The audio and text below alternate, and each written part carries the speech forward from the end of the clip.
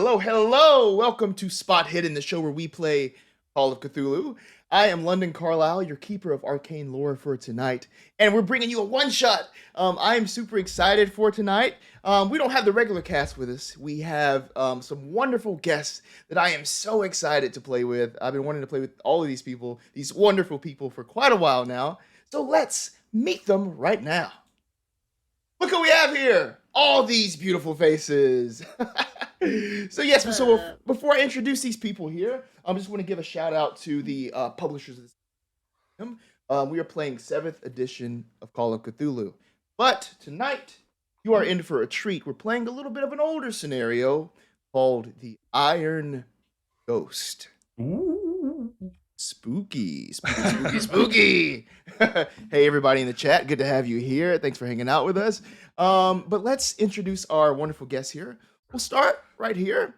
So first off, Allegra, who are you? Where can the people find you? And who are you playing tonight? Well, hey, y'all. I don't know why I went real Southern immediately. It's because I was talking right before. Yeah, Alabama, Arkansas, we have that. My name's Allegra. I hang out over with Mayday Roleplay most of the time. You can hear me there as Agent Tuck in Doomed to Repeat or Shodi in our Ashoka campaign. And I'm going to be playing Lydia Marcohlm tonight, a dilettante from Connecticut. Fantastic. Next to you, we have James. Who are you? Where can people find you? And who are you playing? Perfect. Yes. Hello. I am James. I work for Chaosium. I stream over on Chaosium Stream, the stream of chaos. So you can find me there. And I am playing Teddy Miller, a journalist with dreams of being a star. We love to see it. Exactly. You can see my name up in lights. I guarantee it. Right below you, we have someone else. Who are you? Where can people find you? And who are you playing? Hi, I'm Aaron. I play on the Mayday, and you can find me on there as Agent Samael in our Doomed to Repeat campaign, and as Trig in our Ashoka D&D series. Tonight I'm playing Ezra Dutson, who is a pulp fiction author from Cedar City, Utah. Fantastic. And last but certainly not least, we have one more person here. I must ask him the same questions I've been asking all night long for the past 5 minutes or so.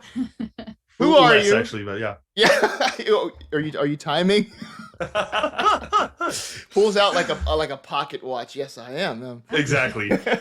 Who are you? Where can people find you? And who are you playing tonight? Hey, everybody. I am Sergio, and I am part of the Mayday crew, Mayday Roleplay. I typically DM for our Delta Green campaign. That's a podcast. I also am part of our Iron Sworn stream on Twitch. As well as everything else I can be a part of whenever we're doing one shots and stuff. But you can find me mostly through Mayday. If you really want to look at my miniatures that I paint on Instagram, you can do that too at the Painting DM. But otherwise, mostly look for me through Mayday. But today I am playing Mr. Foster, Miss Marcohlm's butler. Yes. Thank you for being here. Before we get started, I just want to say thank you again to all of you for being here. I really wanted to play with you for forever now, and this is going to be a great time. The first roll of the night is going to me. I'm going to ask a question to one of you. Let's see who that is. I rolled a 3. Looks like it's to Aaron here. Uh-oh. Aaron. The reason all of you know each other is because you're a member of a club on their way to a very special convention. Now, what is the special interest of this club that has brought you all together? What's the topic? Let's see. It's 1925. 1925. Maybe I'm thinking how about like a proto Comic-Con? They didn't have comics proper at the time, but they did have Pulp Fiction. Yes, which was very pervasive and influential to the society as well as, of course, to the game we're playing. So in England, didn't they have like the penny dreadfuls and stuff too? Uh-huh. All right. Okay. All right. Okay, yeah, perfect. 1925. Our story begins with 4 individuals on their way to Pulpacon. Our story begins as we open on this train station. It is a busy train station as people go about their business, traveling cross-country, traveling locally, traveling. And now as we meet our 4 individuals here, one of them steps into view. One of them with lights in their eyes. Please, tell us what Teddy looks like. All right, fantastic. I think Teddy is a little past his prime. He's got a little bit of extra padding, stretching against his a little not so expensive suit, but he's still got some charm. He's still got some pizzazz. He's still got a little bit of lights in his eyes, so to speak. He's glancing around, daydreaming. He's got a notepad to one side where he's constantly doodling. He's going for a film adaptation of one of the heroes of Pulpacon. Let's say the Immortal Brick, who is one of the newest heroes and fights crime, all that kind of stuff. So he's standing at the edge of the platform. He's glancing up and down. Relatively relaxed, excited to be here. Indeed, and the local chapter of your book club is now convening as they're taking this trip together. It'll be about 2 nights before you arrive at Pulpacon, but a companion and their companion arrives. Please tell us what Lydia looks like. Yes, Lydia is very put together. She's kind of petite in kind of every dimension, not very tall, not very wide, kind of slim. Dark hair that is in the perfect like 1920s finger curls. It's pretty short. It's kind of like a bob. She's wearing like pants that are, like the high-waisted 1920s pants that women were kind of like, I can wear pants now and I'm going to. So she definitely is doing that. She's got a light long-sleeved white button-up that's done up pretty high. And she's got a satchel over her body, in which is her book. This was not her first choice of thing to do. She's not super into pulpy fiction, but Mr. Foster has been her companion for years and years, and she kind of feels guilty that she's dragged him across the country for kind of shitty renditions of Midsummer Night's Dream. And so now she's like, okay, I guess I owe him this, and she's going to Pulpacon for him. Speaking of this this companion here, Mr. Foster, please tell us what Mr. Foster looks like. Mr. Foster is a gentleman in his 50s, early 50s, quite handsome, rugged. Looks like he definitely survived the First World War, the Great War, as he refers to it. He has a healthy coif of dark hair with a streak of white on the other side, and though he is dressed in the manner of a butler with coattails and everything, he is not really. You would expect him to be carrying the bags of Miss Marcohlm, but he is not. He has actually got 2 gentlemen behind him that are kind of carrying all the bags, and you can see that he is putting most of his weight on a walking cane. Seems to be having a little bit of a limp, but seems to be a relatively stoic, if not neutral looking person. Doesn't seem particularly nasty or anything like that. Certainly is very friendly and always is smiling at Lydia. And maybe he's smiling extra because of the excitement that he is holding back going to his favorite convention. Pretty new. He just loves reading them when they're traveling. And so all of you can hear the periodic doo-doo, doo-doo, where these people behind you are carrying these heavy bags. They constantly have to put them down and pick them back up as they're making their way alongside you. And I'm definitely making sure I tell them where to put the bags and instruct them. Good job. And they give you a nice wave there. But this is just one little scene here at the train station. People are everywhere. People are bustling. People are getting on the train that's heading out now to, it's not your train, it's a different train, going off in another direction, possibly away from Pulpacon.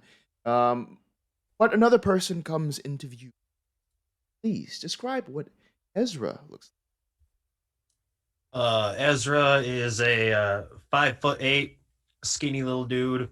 He's like the embodiment of that scene from Captain America where the general guy yells at the other guy to give that kid a sandwich.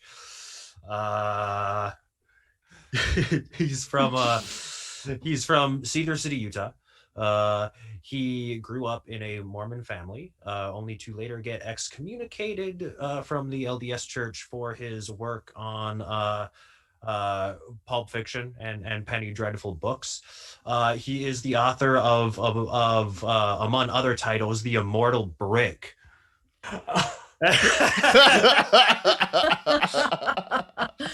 But he doesn't look very scary. He looks like kind of like wimpy little kid. He's 33, but he probably looks like he's 20. And as all these individual stories populate this train station, your 4 stories all come together as your eyes meet each other. What do you do? First of all, I think. I think I make a whimpering noise because I've just spotted the great author, and I have to catch my breath. So I step back a second. Mr. Foster loves the books, but I don't know if he's done a lot of research as to who has written them. So he probably, pays them all mind, but doesn't necessarily make the connection yet. He spends most of his time just making sure Lady Miss Marcohlm is protected and there's not anybody getting too close to her. I'll walk right up. I'm walking right up to Miss Marcohlm, and I'm like holding out my ticket and say, "Hey, is this train 2?" I'm Mr. Foster, is this train 2? I look at the gentleman and I say, "You're going to have to ask someone else, sir." And I kindly put my hand on his shoulder and kind of direct him in the direction of someone who looks more. Take it easy. This is train 2. It's train 2. I'm telling you. A huge fan, by the way. Huge. Yeah. Well, wow. Oh, I'm sorry. Are you talking to me? Yeah. Train 2. I heard you saying. Oh, you yeah. need Train 2. Great. Cool. Thank you. Perfect. Before you walk away, I turn you back around to me and I say, "Am I supposed to know you? What's your name?" I'm Ezra Dutson. Oh, My demeanor completely changes. Is he okay? Excuse his silence. He's a big fan as well. We've been reading your book. Oh, that's nice. Yes. Do you like it? I can't speak for Miss Lydia, but I love it. I'm so sorry, and I begin dusting his jacket like I've made a horrible mistake. That's okay. It's okay. No, just please don't touch me. I'm sorry. Yes. Okay. Miss Lydia, that's Ezra Dutson. I mean, Ezra Dutson. He's amazing. I love his work. Yes, Mr. Foster, I heard him. I'm glad you're meeting him now. I'm surprised you're taking a train, not getting flown over in luxury or something. Well, I don't get we don't get paid a lot, It's a couple of cents for here and there, but it's enough to it's enough to scrape by. Well, they say nobody appreciates great art in their time. That's what I hear. Well, we'll see, I guess. And as this conversation continues, the fog rolls in, and with it, it brings this damp chill that seems to cling to your very souls. The people around you, the scenes that I mentioned all around you, just seem to fade and shift to the peripherals as a figure looms there in the fog. A tall, impossibly tall figure. Wide-brimmed hat. Long, dark clothes. Big, heavy boots. Face. Solid and unmoving. The lips, ruby red. The eyes, this slightly glowing green. But even they're unmoving, unblinking. Almost like a death mask is on the face of this pale figure. But they move closer and closer to you. Those heavy boots don't make a sound. They're silent as they close in on your location. But it stops. You see the coat go up, then it exhales. And in that exhale comes this roiling green smoke that lands at your feet. And out of this smoke comes 3 figures. The first is this woman, small, pretty, in Victorian style. The next, as the stranger breathes and exhales again, is this man in some sort of military uniform. Mr. Foster, being a veteran, please give me an education roll. Education's not bad. It's at 60. Let's see what I got. That is a failure, and I'm going to take that failure at 96. So you're not able to place exactly what conflict this uniform is from, but it's definitely military. You recognize that. And lastly, the final figure that this shadow inhales and exhales is this small boy. He wears a little newsboy cap in modern dress, 1920s modern dress. But they're all unmoving. And with the flourish of a stage magician goes the hand of this tall as he shows these things to you. Sanity roll, please. Okay. Tracks. All right. Sure. We're starting Okay, it guys. off hot. Didn't This even is get on the sounding train yet. Let's see. Sanity. Big ol' fail. Oh, Hard success. Hard success. hard Regular success. success for me. Great. I could succeed, but I'm not going to. 48 out of 40. Okay. So as the ones of you that have failed, you're going to lose 2 points of sanity as this impossibility just racks your brain. These apparitions look so real, as almost if you could reach out and touch. It's not right. What do you all do seeing this and you all see it? I think Lydia steps quickly behind Mr. Foster and kind of puts a hand in his elbow. I'd like to get on the train now. Mr. Foster is just kind of bewildered and just mutters, they've really upped the spectacle at PulpCon this year. I'll fumble out for my notebook, drop my pencil, have to scoop it back up and start trying to scribble some kind of notes. This is a story. It's got to be told. Something amazing is happening. You notice that Ezra is no longer standing next to you, and you look behind you to see him running in the opposite direction. Now, Ezra, as you're running away, you hear the train whistle. Train 2, it's coming. Oh, thank God. Oh, thank God. Oh, thank God. And everyone hears the train whistle, and you also see the train light making its way towards the station. This light almost just like cuts through that tall figure as it looks down, turns around, and as the light hits it, it dissipates as the train rolls on in. Now, the train is about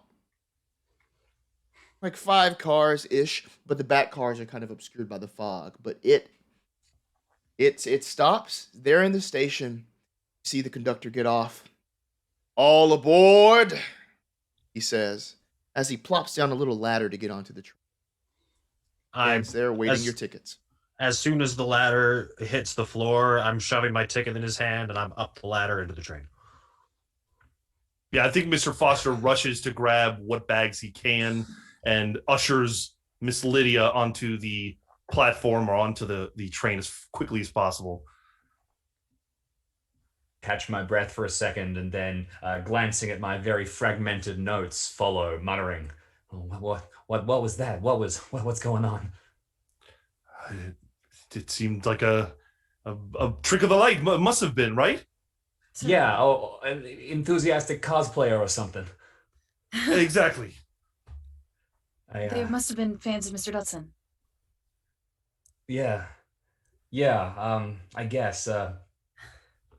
You should have autographed something for them. Oh, yeah. Then I hope they don't come back for one. I beg your pardon, but I don't think we've gotten your name, sir. Oh, sorry. Yeah, I'm Teddy Miller. Nice to meet the two of you. Hey, ain't I seen you before in the papers or something like that? This is Miss Lydia Marcohlm, and I am her manservant, Mr. Foster. Oh, fantastic! Good to meet you, Miss Marcohlm. Anything anything new in the world of high society you want to give me an exclusive quote about? Oh, well, you know how things go. It changes so quickly. I'm taking a bit of a break from the theater scene just for Mr. Foster so that we can enjoy PulpCon. But I'll be back soon. Don't you worry. Oh yeah. Nothing theatrical happening here as I look No. towards where the the apparition was. Very normal. Very very normal. They need a ghost light here as they do in theaters.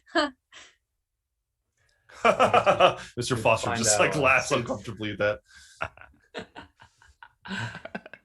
You all push past the conductor that's there. He's a tall guy, sort of slender. His shoulders are hunched over, and he has this like sort of look on his face. His hair is greasy and slicked back over his head there. It's peeking out from the bottom of his cap. You can see it there. It's stringy and everything. And also as he takes your tickets, you might have noticed that he has like this like sort of like a hairy hand. It's like the back of his hand is a little hairy as he takes it from you. But Good circulation.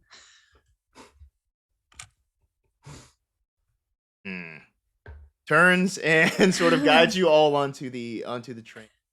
And as you go inside the train, you see that the salon car, it has these nice seats, these nice big windows, and it's very comfortable. It's very lush. It is like peak 1920s like luxury, right? But he gathers you all right this way towards the sleeping cars, right this way. Pushing past the other guests, pushing past this I guess I could call him a bartender. They're not serving any alcohol, but there's like a little stand on the side. Pushes past and takes you to the sleeping.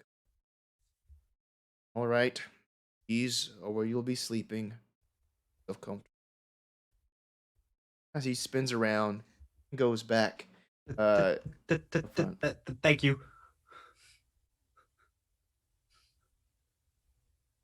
He seems terribly unpleasant. They've clearly spared no expense on the train, but their services are lacking. Right. Well, I guess this is where we're dumping my bag on the bed.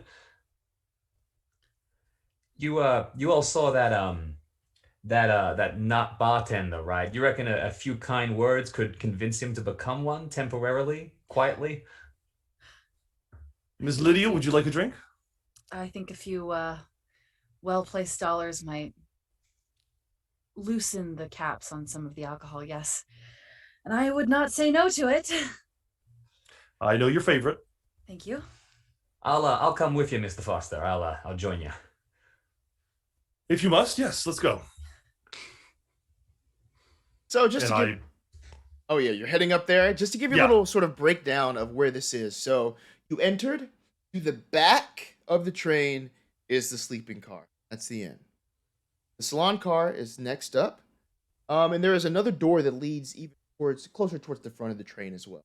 But you make your way back up towards the front through the salon car, and you see that bar that's there. You see the bartender behind it. He's sort of tall, a little slender. His shoulders are like hunched over. He has this like slicked back, greasy hair. And he has like a sort of a look on his face. And as he's wiping down the counter there, you see he has like some hair on the back. Good circulation. What do you do? I offer my friend here the opportunity to order first. Yeah, sure. Okay. I'll straighten up my suit and slide over and place one hand on the bar and say, "Boy, I sure do have a headache." Coffee, Oh, tea. Well, I was actually hoping for something a little bit stronger. If it's such a nice uh, outfit you got going here. Give me a charm or persuade, please. Perfect, absolutely. Coming up with a charm. Just one moment. Do, do, do. That'd be a fail. We have Coca-Cola. Sure. Okay. One of those, thanks. And he goes and prepares you a soft drink. Flies it over to you. There's a couple of cubes of ice in there as well. I'll shrug helplessly at Mr. Foster. My endeavors have failed. Yes, well, I'm not much better at that, to be honest. I suppose in lieu of alcohol, Miss Marcohlm would like a coffee, please. Coffee coming right up. He goes and pours this just super dark cup of coffee, the hair on the back of his hand, pouring it in, slides it over to you. Thank you. And I'll turn to Mr. Miller and kind of gesture for us to step away from him. Yeah, hey, listen. Before you go, I need to ask you a favor, okay? If that's all right. I saw your face when you spotted Miss Dutson. I know I'm speaking to someone who appreciates the craft. You know what I'm saying? Yes. Okay, so I've been writing this script, and I'll fumble out to pull out this battered document. I was actually hoping to look for him. It's great. It's something special. I'm telling you. I'm a butler, Mr. Miller, not an editor. Just take a look, would you? Please do me that much. Just a read. It's got great stuff. You know, all the good lines are there. You're driving me up the wall as the brick smashes someone. It's great. You'll love it. You say it's a version of Ezra Dutson's work. Yeah, for moving pictures, Oh, all right. Well, sure. I'd be willing to read it. Thank you. Here, take that. Let me know what you think, and if you reckon it's all right, I'm gonna try and take it to him before we get off the train. He's kind of looking at it and says, it was always a passion of mine to create art, but didn't really get up to it after the war. So, well, that's why I'm sort of helping Miss Marcohlm to see it through, that she becomes a successful actress. At least one of us. Oh, yeah, well, all our great art gets made with support, I guess. I'll give it a read. Thanks. Did you notice the last two gentlemen that are operating this train are quite hairy? Don't know how else to put it. Yeah, they were also a little weird, just in general. Could I make a psychology check to try and get a read on these people? Is there any reason that this kind of behavior would be, it's just sort of a very posh train and people would be a little cold maybe for some reason? Or is this straying towards the sinister? Gotcha. Psychology roll, please. That is also a failure. Okay, so I mean, like, this is, a luxury train. There's probably a lot of pressure on these people. This might be just like a sibling duo that's working long hours on this train, having to deal with all these famous writers on their way to Pulpicon and things like that. So it could just be very stressful, and they're fed up with all of the BS. Well, Mr. Miller brings up a good point. I think that, if the staff, as a butler who runs a home, if the staff is less than optimal, then the situation is going to be less than optimal. There could be situations of safety issues, things like that. I have a rather high operate machinery roll. Could I get the sense of whether the train itself is in good shape? Are there noticeable rust marks? Are there noticeable issues of bolts missing, things like that? I don't like showing the little man behind the curtain, but operate heavy machinery. I'm glad you have it. Got it after the war. Please do. All right, let's see. This I might burn some luck on. God! Oh, no. Too high. 98 and 56. From what you know, the train is moving phenomenally. It's already taken off from the station, and just the beautiful countryside is rolling already. You know what? It's beautiful out here. and you're going to see a lot of it before you get to Pulpit. Yeah, Mr. Miller, I can't quite put heads or tails on all of this. I don't know. I just have a funny feeling. The train seems to be in okay order, but Yeah, I reckon the coffee's going to be pretty important because I don't think many of us will be getting to sleep tonight. we'll see. And Ezra, where are you? What are you doing? Oh, I probably like slid into my little sleeper car. I'm not sure if is it like a shared situation or is it like individual like cabins? Okay, I'll tell you. So it is a shared situation, but it's basically like there's an upper bed and there's a lower bed. But even then, everything is fine. Mhm. Like there's it's first class, basically inlaid woods, fine fixtures everywhere. Give me a spot hidden roll though. Ooh, interesting. Let me see. Skills, spot hidden. That it's a failure. Okay. Oh, man. Okay, great. So you're just looking around the place. It seems just very, very well done. Like there is just expert sort of craftsmanship in this artistry that's even inlaid on the back of the door there. Well, in any event, since it's a shared situation, Ezra is going to, out of his the small backpack that he has all of his stuff packed into, he's going to pull like a thick leather bound notebook out, as well as kind of an okayish looking pen, and he's going to take one of the top bunks, kind of huddle up there in the fetal position, and he's just going to start scribbling madly into the notebook. Ooh. Now, what are you scribbling into this notebook? Is it the next big thing? What is that? I think Ezra thinks it's the next big thing. Fantastic. Lydia, where are you? What are you doing? I think Lydia are there windows in these cars? Oh yeah, windows everywhere. You can see everything Yeah. outside, and it's beautiful. The sunlight is breaking in. You've left the fog of the station, Yes. and now it's just open space. I think she's definitely posted up at the window. I think she may have like dragged a chair over just to stare out the window. I think she's really happy to be having like a break from the theater. I don't think she's really that into it. But it's better than the alternative. So she's spending a lot of time kind of looking out the window and like sketching a little bit, just like really rudimentary, like a tree as she passes or like a mountain range that they pass.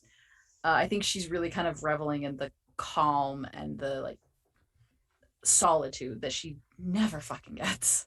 Okay. Do you travel by train often? Yeah, I think we do. Yes. Okay. Just because we're part of like I suppose I'm part of like a traveling theater troupe, and I'm sure we travel by train rather than anything else. Okay, cool. So give me an education roll, and then once you roll that, click the bonus. Get a bonus die on that. Ooh, okay, you're cool. frequently traveling. All right, education's pretty good. Ooh. Hard success with a bonus of 7. Okay, yeah. So we'll take that first one, that 18 versus 80. Mm-hmm. I'll tell you this train, since you travel by train pretty often, is a lot less populated than the trains you usually ride on, especially this time of year, especially this time of day. There's a lot less people here. There's only other like 5 people in the salon car that's here. You see this older man in a tweed suit over there just like meticulously reading something. There's also a woman. She seems to be in like her late 30s, talking to these 2 young children that are in front of her. A young girl and then like a smaller, almost little rotund little boy there.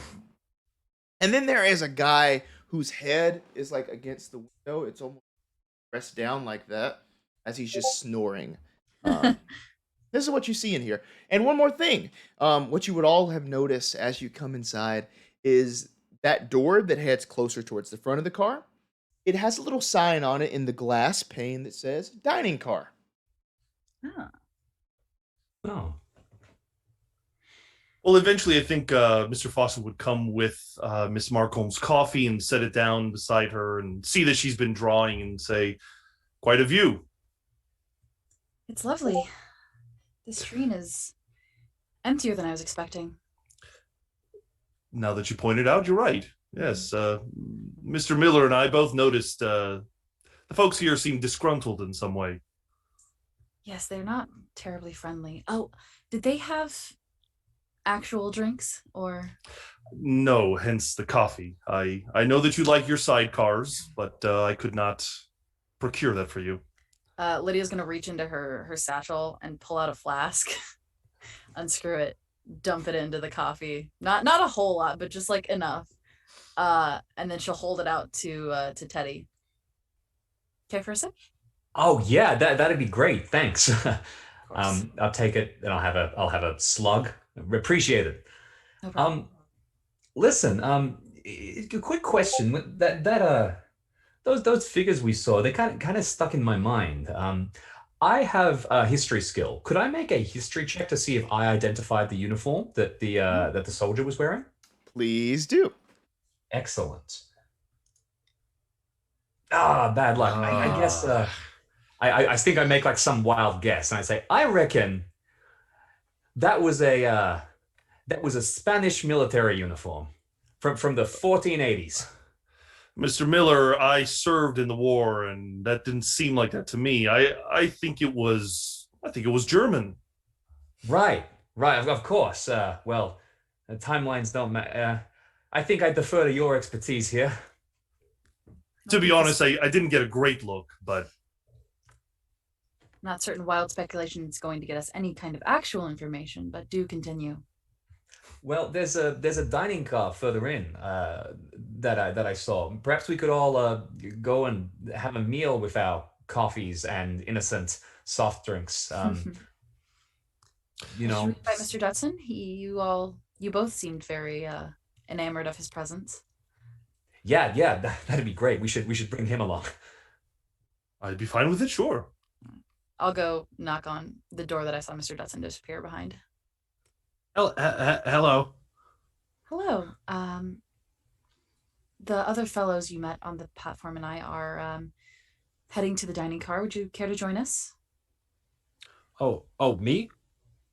Well, I don't see anyone else here, do you? Oh. Okay. Yeah. Wonderful. We're going now, if you'd like to okay. join us now. I stand up and I scramble down from the top of the bunk bed and I kind of like hit my knee on the way down and come down at a weird angle and it makes like a big noise and like papers go flying everywhere and he kind of is like grabbing them out of the air and then he just kind of clutches his big notebook in his arms like this and follows after you. Without saying anything, I just offer him the flask too. Oh no, thank you. I don't drink. Oh. All right then. Oh god. Cool. So we have our next destination. You know, these people, they've been traveling all day. They want some sustenance. So you head on over to the dining car. As you approach the door, you're sort of like barked at by the older man in the tweed that I mentioned, who is there reading. Yes, excuse me. The dining car is not open to us yet. Everyone eats in shifts, and it is not our time, as he points at this pamphlet that he had. Not enough time. Can I see the pamphlet? Does it have written information on it? Yes, you can take it. And he hands it towards you. And what you would see is it's like a 4-page pamphlet. It has arrival times, departure times, amenities and everything. But it says the breakfast is from 7 to 8 a.m., lunch is from 1 to 2 p.m., and dinner is from 7 to 8 p.m. So you got about maybe 40 more minutes. Well, I suppose they have a regimen for a reason. Can't be upset about that. We could sit in here for now. Would you like that, Miss Marcohlm? I don't think we have any other option besides our chambers. Well, back towards the dining car door, it's like a glass pane. It's this deep frosted glass. And in the glass is sort of like a lighter coloring, sort of like clear, not frosted, in the design of the rail of like the train's logo. So American Railways, there's like a big A and an R in light light clearness on the glass. Lydia. Can I go like peek through it? Okay, yeah. So yeah. Go ahead and peek through it. So give me a spot hidden. Spot hidden. Yeah. I almost took this one and then I didn't. Ooh, I'm gonna use luck.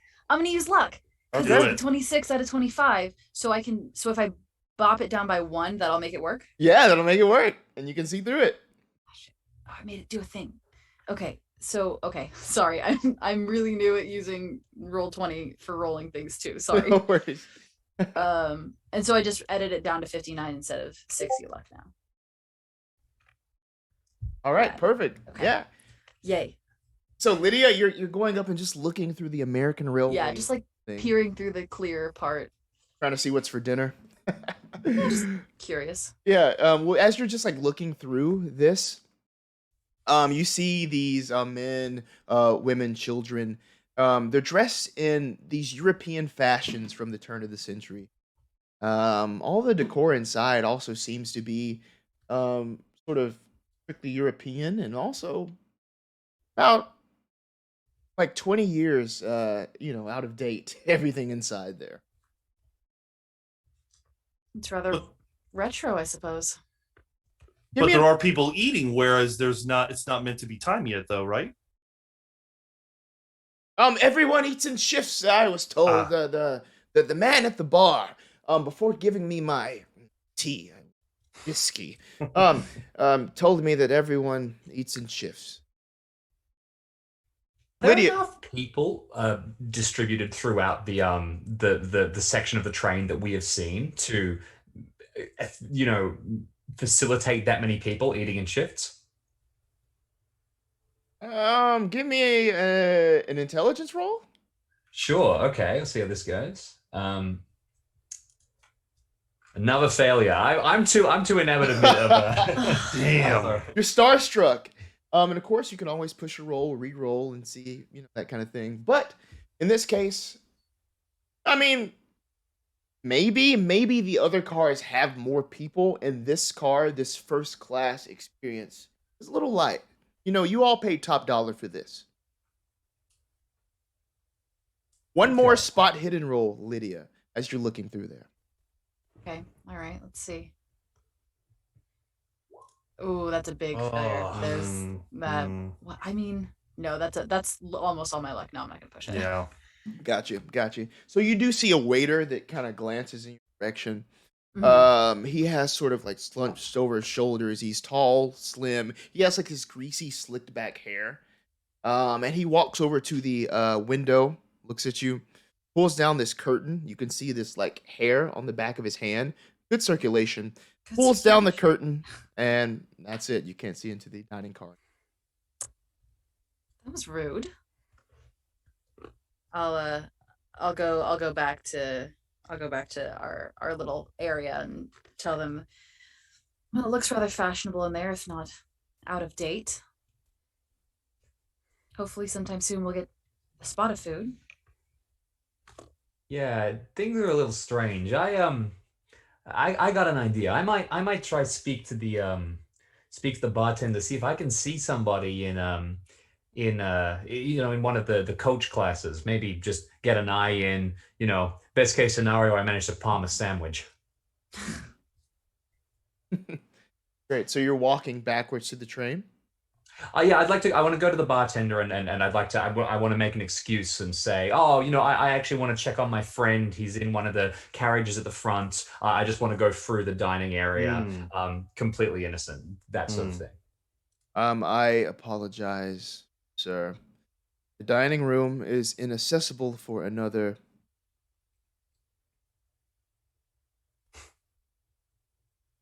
30 minutes. After that, Oh, you may you- proceed through. I totally understand. I don't want to cause any trouble, but you see, I got a little heart problem, bum ticker, and I'm afraid I let my friend. He's got my pills, and he's just through the other carriage. It's really important I get him. Fast talk or persuade? Excellent. I want to go with a fast talk if possible. As My he's doing that, skill- Mr. Oh, nice success. Yeah. As he does that, Mr. Foster kind of leans over to Miss Marcohlm and make sure Ezra can hear as well. He's like, Well, this Mr. Miller is a bit of a flim-flam man. I'm impressed. Certainly got a lot to say. Oh my goodness, yes. So he looks at you. He leaves from behind the bar. He pulls out this key from another pocket. You can all see it has like a faintly, like, it's weirdly shaped. It has like a star shape on it, right? And he walks over and puts that star-shaped key, star-shaped lock of the door. Turns it, goes inside very quickly, closes it.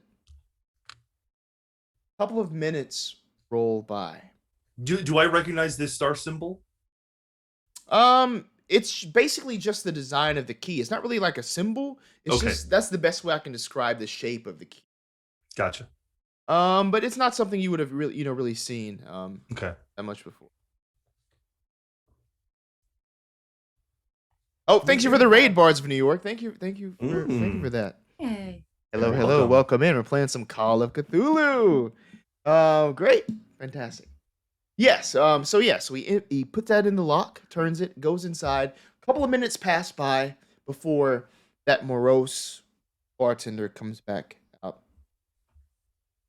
Actually, dinner will now be served. You may proceed to the front cars. Well done, Mr. Miller. Oh, great. Everyone- I walk up to Mr. Foster and just kind of look him up and down and say, impressive. I didn't mean for it to happen, but look, if we get this seemed to work out.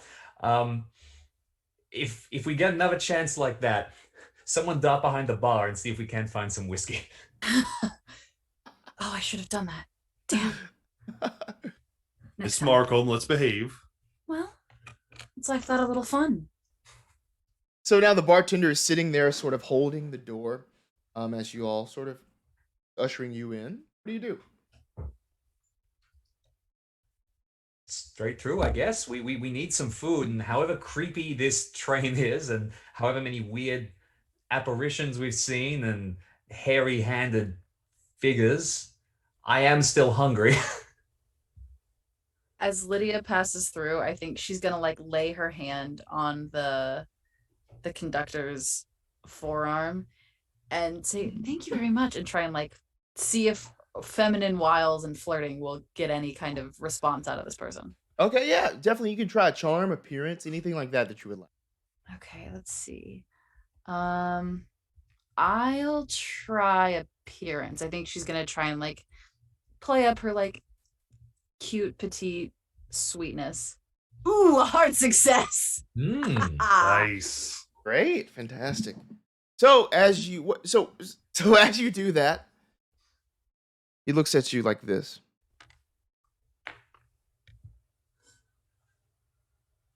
Dinner really is appreciate your help. served. Dinner is served. Oh, damn. Thank you. I'm gonna like squeeze his arm and then I'll go on past. Dinner is served. That usually works. I will go to the best looking table and pull the chair out for Miss Marcohlm to take a seat and, kind of set the table for her. And then I will sit next to her. Thank you, Mr. Foster. Of course. Yeah, and in here, as you all have now seen the dining car, the decor, it matches exactly, the same decor of the salon and the sleeping cars. It's all nice, posh, modern, American 1920s. Right? The kitchen area, it's straight ahead. It's a little closed off. There is a door to the side, also on that kitchen end. But yeah, it's just some nice white tablecloths, and there is a waiter in there, serving people, taking orders. It's a nice dinner. It's, just soup, fish, meat, salad, more coffee, that sort of thing. But you're all able to sit down with each other, and share a meal together. GM, does the decor and the like the dress of the people working in here, does it look the same as when I was peeking in earlier? Well, the decor, the dress, it's all modern 1920s American decor. I don't like it. Okay. As we are eating, I think Mr. Foster can't help himself and will eventually, kind of turn the topic of conversation to Mr. Dutson and say, Oh, Mr. Dutson, I just wanted to say I love the one book you wrote with the immortal brick, the one where he combats Slag. It was so clever the way he got him. I wanted to know how you got that idea from. well, you see, I grew up in a big family, and it was based off of something that happened to my older brothers. What have your other brothers fell in a cement mixer? Yeah. I'm so sorry. That's terrible. Oh, it's okay. It was a long time ago. Well, at least it's been immortalized in the greatest book ever written. His name was his name was actually was Slag too. Right. Yeah, interesting. Yeah, it's far grimmer than Mr. Foster was expecting. So he's like, "Oh, all right. Don't meet your heroes, I guess." GM, can I ask you something as well? When you describe like all of these people that are working in the train, with like, they all seem to have like hairy, whatever this side of your hand is called. Do they look like do they look similar at all? Like they might be related or something? Yes, okay, so maybe like siblings or cousins, not twins, but siblings or cousins. Well, like not just the bartender and the conductor, everybody on the train. Oh, no. So I'd say the waiter, the bartender, the conductor, everybody else, the kids, the mom, the professor, But the staff, ish yeah. guy. Yeah. The staff, the three that you've seen. Because I'm embarrassed by talking about my work to other people because it's weird. So I when one of the waiters or something is coming by, I grab him and I say, "Oh, excuse me, sir. Is this place it's so interesting that you have a family business like this. All of you work on this train? These are what? Your brothers or your cousins?"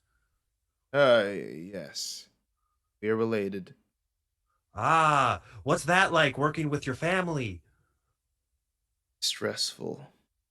Oh, I'm sorry. I understand. I'll let you get back to work then. Thank you. Hmm.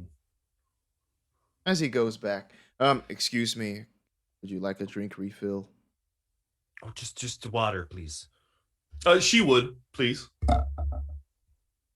Coffee, if you don't mind. Cream and sugar. Black. Goes around, serves your order. And I'll tell you this, it's a nice dinner. GM, is there does it seem as if the staff is going in and out through a particular door where there might be more of like an employee area where they prepare the food, etc.? Yeah. So there is like a sort of like a kitchen area. It's like walled off.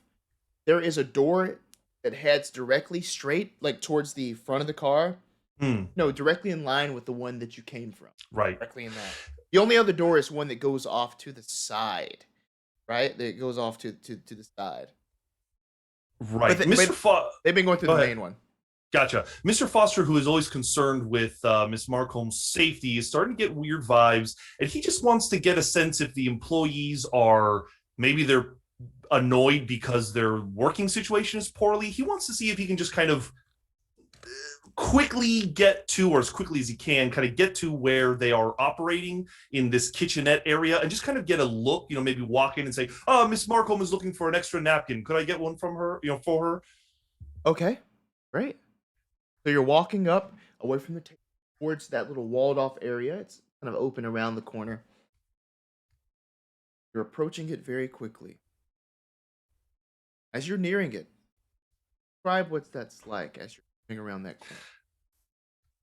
Mr. Foster doesn't move particularly fast, but he's got the cane and he's kind of walking and limping as quickly as he can and just turning the corner and like immediately talking and just looking. You see serving area.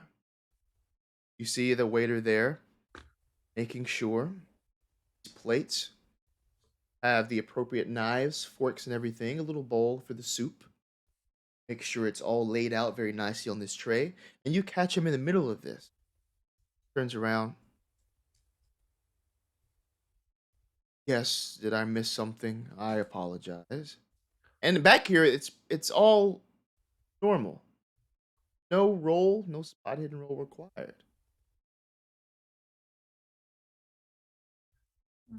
Yes, I just needed to get a fresh napkin. That's all. Napkin. Yes. Yes, is that all right? Yes, yes. And he looks around. One moment, please. And he sort of leaves. He takes this to the table with the mother and children. It's down for them. You see him go back towards that door heading directly up front. Pulls out star-shaped key. Puts it in a star-shaped lock. I'm gonna start following him. Actually, I'm gonna move. Yeah, don't worry. I'll join you and just get it quickly for Miss Marcohlm. Give me a dexterity roll, and after you roll that, give me click the little penalty for that. Okay. For the bum leg, yeah. Yes, for sure. He does not have a good. Oh my god! So 45 dexterity. Dutson. I rolled a 7. Let's see what the penalty is. 0 penalty. No way! No way! That's I'd like to think that Mr. Foster does a Willy Wonka style barrel roll. Amazing. Yo, that is sick. Yes. And so, Mr. Foster, you all see this man moving quicker than you've ever seen him move, towards this door. And as the waiter goes inside to to go get another napkin, I kind of put my shoulder in the door to make sure it stays open, and again, mostly just looking around, seeing if anything seems strange. the door that he walks into, the room that he walks into, the dark inside. And what hits your nose is this smell of burning.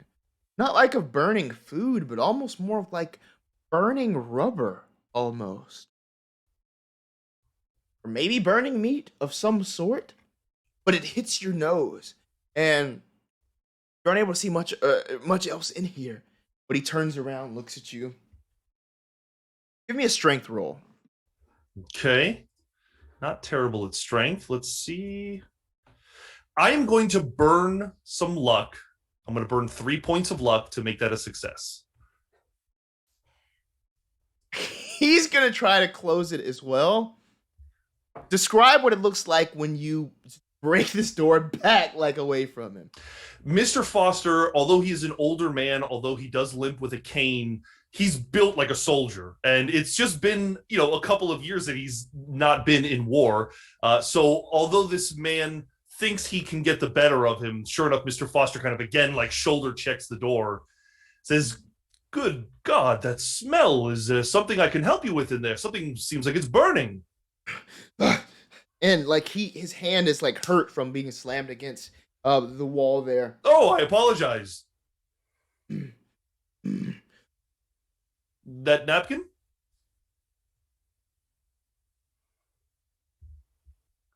Dinner almost over. And as you're sitting here, standing in here, it's almost as if like the light inside adjusts. And you're just looking at this wooden box. Inside this room, it looks like almost like one big crate. As you see a bunch of smaller crates in here. There is almost like this door that's on the right-hand side of this long room. That's a big barn door that's drawn open. And there is just this like yellow wheat that passes on by the train. You even see this guy that's standing there. He's smoking a cigarette as he has this brown sort of dingy like little jacket and collar, a little pork pie hat on his face. 5 o'clock shadow. Turns around to you. Gives you this sort of puzzled look. You see like the gaps in his teeth. What he has left of his teeth there. Give me a sanity roll from seeing this. Whew, okay, let's see. Oh my gosh, extreme success, 7 out of 38. Damn. Okay. What a weird train this is. Yeah. I would, I feel like Mr. Foster would want to address this, but a success, I guess, means I'm kind of in denial. So I think Mr. Foster might chalk this up to like maybe he should have taken the doctor's suggestions of taking some medicine to help with his shell shock. And so he's just seeing things. the waiter, he goes around in this crate, picks up this sort of dingy rag, like a whitish rag, folds it up, slams it into your chest. Your napkin, sir. Please. Dinner is almost done. Let's finish. No more service until breakfast tomorrow.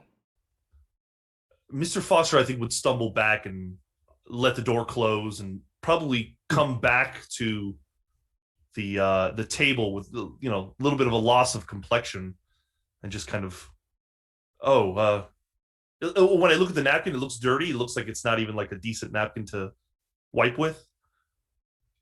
You mentioned it was like a rag. Yeah. You can give me an appraise roll if you have anything in that. I have nothing in it. 82 out of 5. Failure. It's clean. No, I'm just kidding. No, fuck that. No, it's just like, it's like a dingy, just like rag. And he might even have like a couple of holes in the corner of it. I think I would return to the table and just kind of, with a ghostly pale face, just kind of look at everyone and say, I hate to disturb everyone, but I think I saw something that I can't quite make heads or tails of, and I will describe to them the scene. That it looked like a boxcar. It looked like just a random boxcar, not appropriate for a train like this. And there was a man in it seemed to be a hobo of some kind. I don't know what to say. Oh. Was it because of all that coffee that you've been drinking? Well, now that you mention it, yes, I suppose I have been drinking too much coffee. Well, hang on just a minute, because we all saw something strange before getting on this train too. They're starting to cluster together a little bit. Yes. Do you want someone to go look at it so that we can just make sure it was just the coffee? I think the problem is they're not allowing us to. They're quite lock and key here. We'd have to steal a key or do something like that. I'd never recommend it. Oh. Well, if we have to steal, then. Mr. Foster, it could be a great adventure. I know all about you and your adventures, Miss Marcohlm. I mean, I to be honest, I don't feel safe on this train anymore. I think it would be best to at least figure out what's happening so I can decide whether it's worth getting off as quickly as possible or not. Is there like a curtain drawn over the window between where he was just looking? Like outside of the window there? Sorry, the door. Sorry, is there like a window in the door like there was in the dining car? Yeah, no, there's no window in this one. Oh, damn. Actually, that raises a good point, though. There's a window in the dining car, right? We can look out the window. Mm-hmm. Yeah, you can look back into where you came from. And there's windows on the side. I mean, literally to the passing countryside. Oh, yes, yeah. It's the same countryside that you saw, getting on and as you were going. Is it fields of wheat? Is it the same as was seen through the boxcar window? No. Okay. So do you? I assume you've explained to us that you saw wheat fields. Yes, I absolutely would have. Yeah. So there is a. Is that a sanity check? Is that a? You didn't see it. Y'all didn't see it. Oh, okay, true. It's just his word. This some guy you just met is telling you this. Do they even grow wheat here? You're on like sort of the East Coast, in certain places, but it's not common. Nothing that you would see on this trip. Well, that settles it. We have to find out now. Well, how would we open? How are we going to open the door? Borrow a key. You can I do mean, that. we could always. It's a little risky, but we could head. We are in the sleeping car, right? We could head out the back, and they've usually got a ladder that lets us onto the roof. Ooh. Oh, By that no sounds really means am I putting Miss Marcohlm in that kind of danger. Oh, Absolutely but not. It would be such a good story. No one would believe me. If you get me up there, I'm going to slip over to the side and be done. Then you stay on the solid ground and I'll go up there. But that is not my job. Is to protect you. You can protect me from below. I can distract from below. That could also be very useful. Aren't you this guy's boss? Well, he's taken care of me for a fair few years. I suppose it's more of a transactional relationship. That sounded. Oh. No, that I I've didn't heard mean of it I've in heard that of way. those. That wasn't the way I meant it. It's more. A single tear runs down Mr. Foster's face. Oh damn! It's Oh more yes. So anyway, yes. Well, we can continue. he keeps me safe, and he doesn't tell my parents what I might get up to, and I get to have adventures, and he has a somewhat cushy job. And then she lets me go to PulpCon. Yes, But aren't you an adult? technically, yes. what does My it parents matter? don't see it that way. Then what does it matter? What do you mean? What does it matter? Well, you can do whatever you want, can't you? You don't have to be. What I'm saying is you're not subject to this guy's approval. Well, it's rather complicated. Oh, okay. Mr. Dutson, I'd like it if you could refrain from telling Miss Marcohlm what she should and shouldn't do. She can make it up her mind herself. Oh well, I didn't mean any offense. I didn't. So, Miss Marcohlm, are you Yes. serious about this? This whole Well- getting on the train thing? I mean, I'm not the most balanced individual, I'll say that, but I think it would the information, the knowledge of what we could learn. Mr. Miller, you have to be interested in this. Mr. Dutson, you write stories like this. Don't you want to live one? Oh, yeah. Why wouldn't I? Of course, I'll go on the roof of the train. You can be your own hero. You can be the hero you've written about. I'm going to be writing a story about the con for the local paper. I mean, think about the publicity it would give to your next book, an adventure like this. Oh, it still seems really dangerous, but I'll get up on the train. Why? Sure. I'm not trying to make you do anything you don't want to do. Oh no, I want to. I want to do it. I definitely want to do it. Let's do it. Lydia's definitely like also trying to put her hand on his arm and like low-key flirt him into it too. I said, I'm doing it. That's great.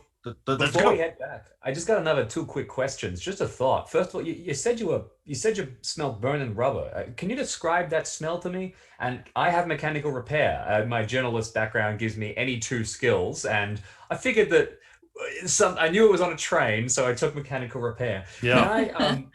Can I identify anything about what that smell could be? As do I, by the way. I have a 40 in mechanical repair, so I feel like I get pretty close to describing it. Yeah, both of you give me that. Okay. Right. Well, it's a hard success from Mr. Foster. 15 out of 40. Fail for me, but I'll leave it be. It seems like you've got it. Yeah, Mr. Foster, you were there.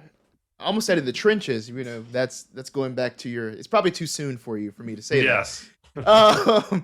But you were there. And the train, the boxcar, I should say, was just like rattling, a lot more so than the car you're on right now. It's more of a smoother ride. This really is a first class experience. But that boxcar, it could have been sort of some of the mechanics underneath the train just in complete disrepair. It's not made for passengers. It's made only for cargo. It doesn't need to be comfortable.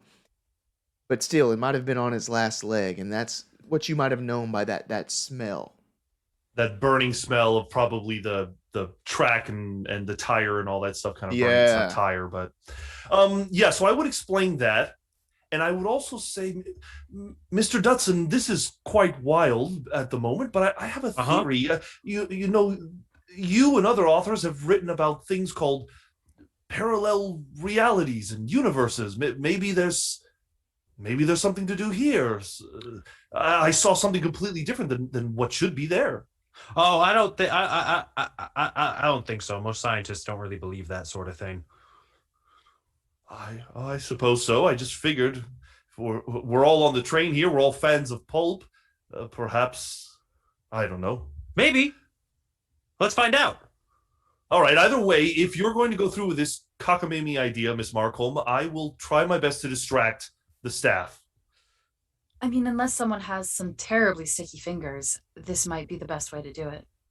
Oh, I think this is the best way to do it. Mr. Miller, what are you doing? Are you joining them? I guess I gotta, more the merrier, I suppose. All right. Well, if you do get to the other side, make sure to open the door for me. I really don't like the idea of being separated from you for long. Yeah, while you're down here, though, just a thought. Have we checked with any of the other passengers that, we're all headed to the same spot? Seems Good like point. an odd thing to think, but while weird things are happening. Let's take a moment to do that. I think it's a great idea. I will, I'll get up, and if everyone else wants to do it as well, I mean, I will start kind of just politely asking how everyone is doing and where they're going and trying to get a consensus about the story of where everyone's traveling. Yeah, so who would you like to go to first? I mean, there's the older guy in the tweed. There's the guy who's like now guzzling coffee to stay awake. And then there's the mother and the kids. I'll deal with the gentleman in the tweed. Yes, how may I help you? Sir, I don't mean to be a bother, but just wanted to check to make sure that this was, that you were heading to the same direction as we were. I will state to him where PulpCon is happening and ask if that's where his final destination is. Ah, yes. Although I don't bother with that sort of rabble, I enjoy more erudite literature. Yes, you appear to. I can see that. Very well. Is this your first time on this train? It is actually. I mainly stay on the East Coast here. I'm a professor at Harvard, actually. Oh. Have you happened to notice anything strange going on around here? The staff seem not particularly friendly. I'm not bothering them. They're not bothering me. I got on the train, sat down, started reading my Nietzsche here, and got up only when I knew it was dinner time. Yes, you know what? Miss Marcohlm is calling me. I think I'm going to go. Thank you. All Well, right. do you not want to know about the philosophy of Friedrich Nietzsche? Perhaps tomorrow when we have time. Oh, yes. He says. I'll let someone else approach someone else. Yeah. I'll go over to the guy with the coffee and kind of shake my flask. Need a little extra? Actually, yeah, I'll take a little bit of that. Thank you very much. She'll flip it up and upend a little. So where are you heading? Oh, yeah, on business. I'm a banker. So I'm just heading to transport some cash. Have you noticed the odd folk that are running everything on this train? They seem terribly uninterested in everything going on. Are you saying that they're untrustworthy?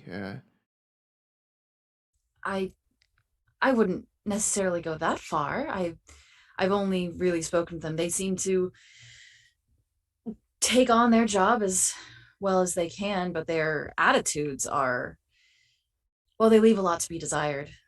A smile might be nice, or some friendly banter. See him clutch the bag that he has with him even tighter as he's now looking around, just kind of staring at the waiters that are around. Good talk. I think I understand exactly how you're feeling. Smile. I don't think I'm getting any sleep tonight. Well, best of luck with your coffee addiction that comes swiftly after this. I need it. Good one. It's you too. Lastly, there are the mother and her children. Do anybody want to talk to them? You don't have to, of course. Well, I guess I get. Oh, go ahead. No, I will step in if you don't, but you've got it. Oh, okay. Or both. Well, yeah. Let's go. Let's go. Both talk to him.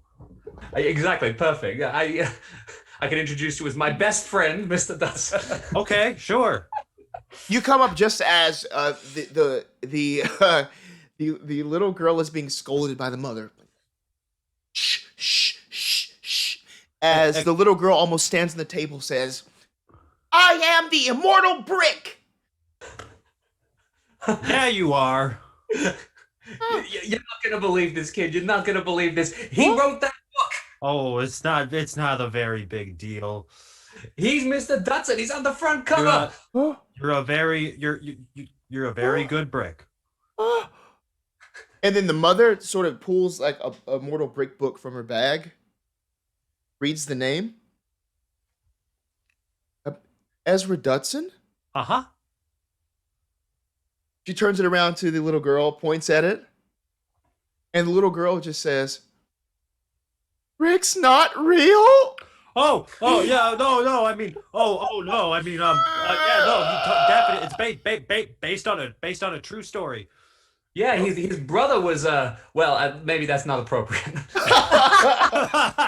Give me, Oh, give me a persuade roll, or if you're really just trying to go off your willpower, your force of personality, a power roll. Ooh, I think I'm persuading. I don't know about you. I'm not particularly persuasive. I could lie to this girl, try to make up stories, but I feel like no, it is real, and the president, If you would like to, yeah. Persuading in line.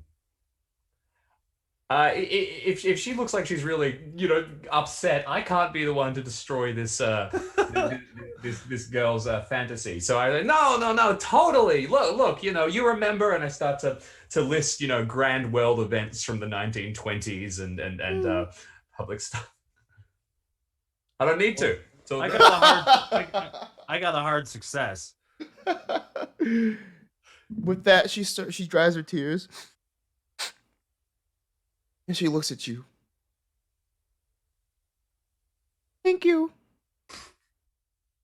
Yeah, no problem. Hey, listen, lady. Where, if you don't mind me asking, where are you heading to?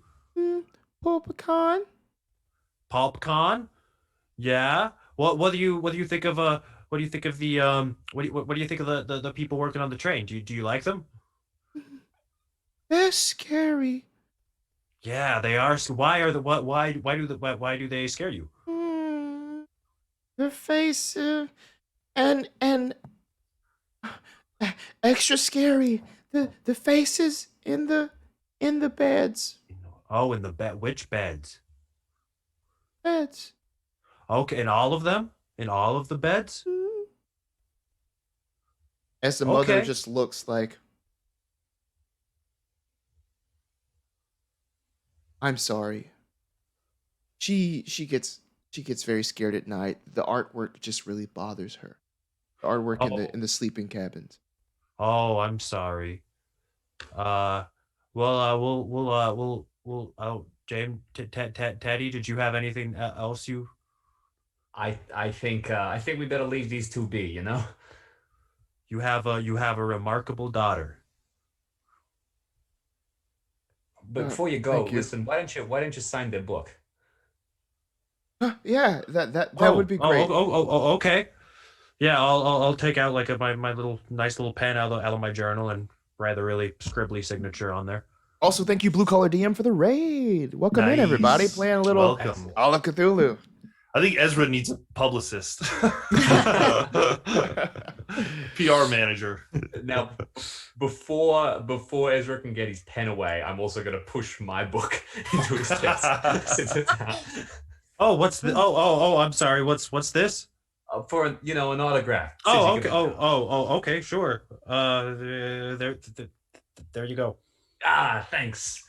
No personal message, but that's okay. I still. Oh, is that something I'm supposed to do? Well, why don't we talk about your marketing strategy? But first, let's go rob a train. I know Oh, we're not is that actually what we're robbing a doing? train, but Okay, I was gonna say because I can't do that. But let's go. Let's go climb a roof or whatever. The waiter comes back into the room. All right, everyone. Dinner has concluded. You must return to the salon car or to your bunks. Mr. Foster will be the first to stand up and pull the chair back from Miss Marcohlm, and he will lead the way back to the back area. could I Lydia's- try and be the last one to linger to see if like they get fussy with us if we try to take a little too long? As everyone leaves before you do, the waiter simply stands there, waiting for you to go. Still looks at you. It's such a lovely dinner. I really appreciate it. Such a great train, and working with your family, that's got to be wonderful. And I will try and artificially extend that conversation as long as possible. Time is up. Please Okay, return okay. to your sleeper. We must clear this cabin. You may return at breakfast tomorrow. If there's anything else that I can assist you with, I would be very, very happy to do so. You know what? That's fine. I'm gonna go straight to bed. But thank you for your time. Thank you. Everyone, give me spot hidden rolls. All of you. All right. All right. Let's see. I stink at it, but let's see. Big ol' fail. Literally all. Red. Fails all around. No one took spot hidden. And with all of these, it's the name of the show. It's right under here. Take the spot hidden. Okay, no. I assumed someone else would take it. discouraged. I'm just kidding. No, but with that, with the sea of reds in our Roll20 chat, we're gonna take a break. Nice. Oh man, I'm having so much fun playing with you. This is a blast. So we're just gonna take Incredible. like maybe 5-10 minutes or so. Take a little break, and then we'll be back here with some more Call of Cthulhu. Sounds good. With these wonderful people, my great friends here. So we'll be right back. All right, peace. All right.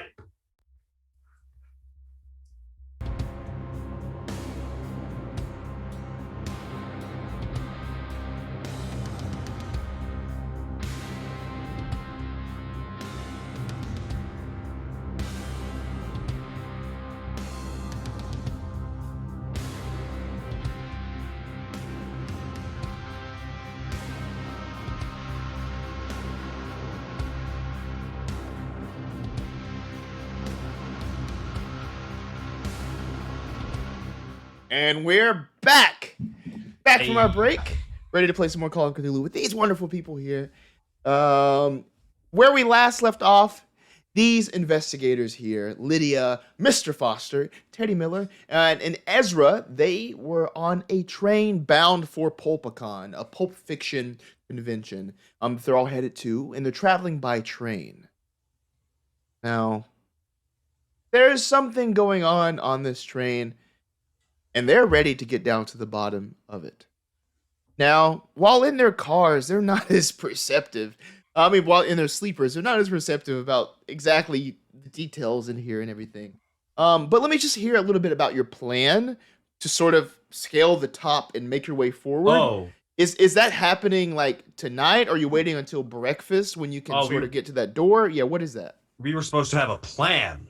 What? Planners, not us. Oh, you don't need a plan. No, I'm just trying to, when do you want to start? When do you want to start this back? Like, is this like it's like a night thing? Is You know this... what? I think that can we wait just like a little bit, because I think on the way, Ezra would like to, when we kind of get in the vicinity of the sleeping car, peel off into one of the side rooms and just go up to one of the beds that's unoccupied, grab the covers and pull it back and see if there's a face there.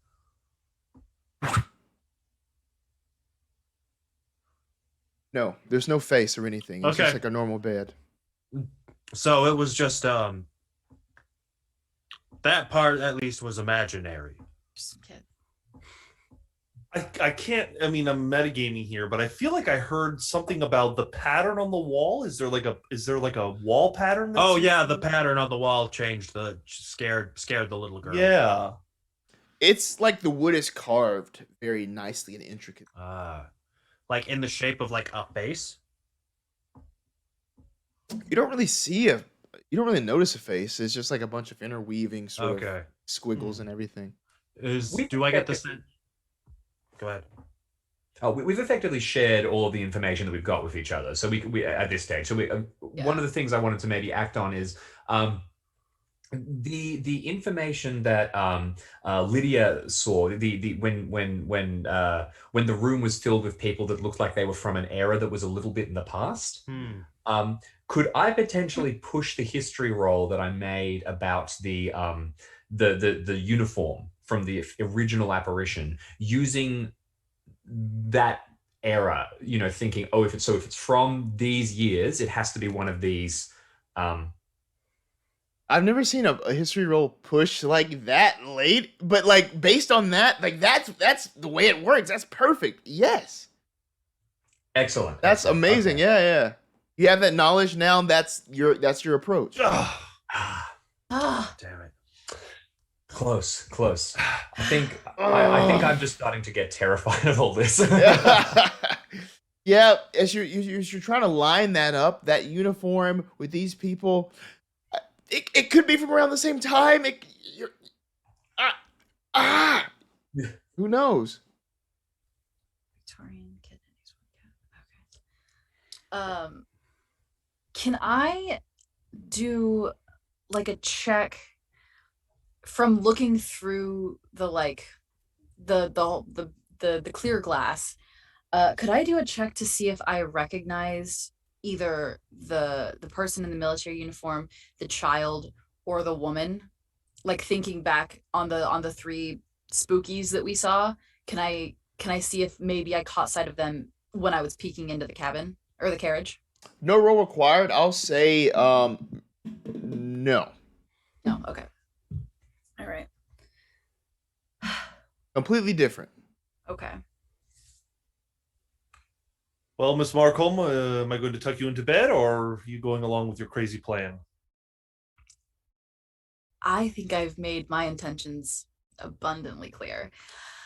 However, if these gentlemen are unprepared, I am willing to wait to enact this plan. I reckon I'd like one last sip from your flask, and then let's do it. I've never been outside of a train like that before. I'm sure you're very brave. I feel certain you can handle it. If you say so. All right, well, gentlemen, I am entrusting Miss Marcohlm's life in your hands, so please be responsible. Don't do anything too crazy. I guess the best thing for me is I will try to get the attention of the staff and to keep it. Is there anything we can use to help us up there? I don't know, like, I wasn't exactly packing rope or anything on a trip to a PulpCon, but... like some crampons or something. Mountaineering equipment. I could tie some pants together, maybe a dress. I mean, genuinely, it might help, even if we can just use it to try and hold on to each other or something. It can't hurt. It seems like you have plenty of luggage there. Yes, I do. I'll kick open one of my suitcases and start just like pulling out pants, and a couple of them look like they're costume pants, and that I definitely shouldn't have them. But I tie them together anyway.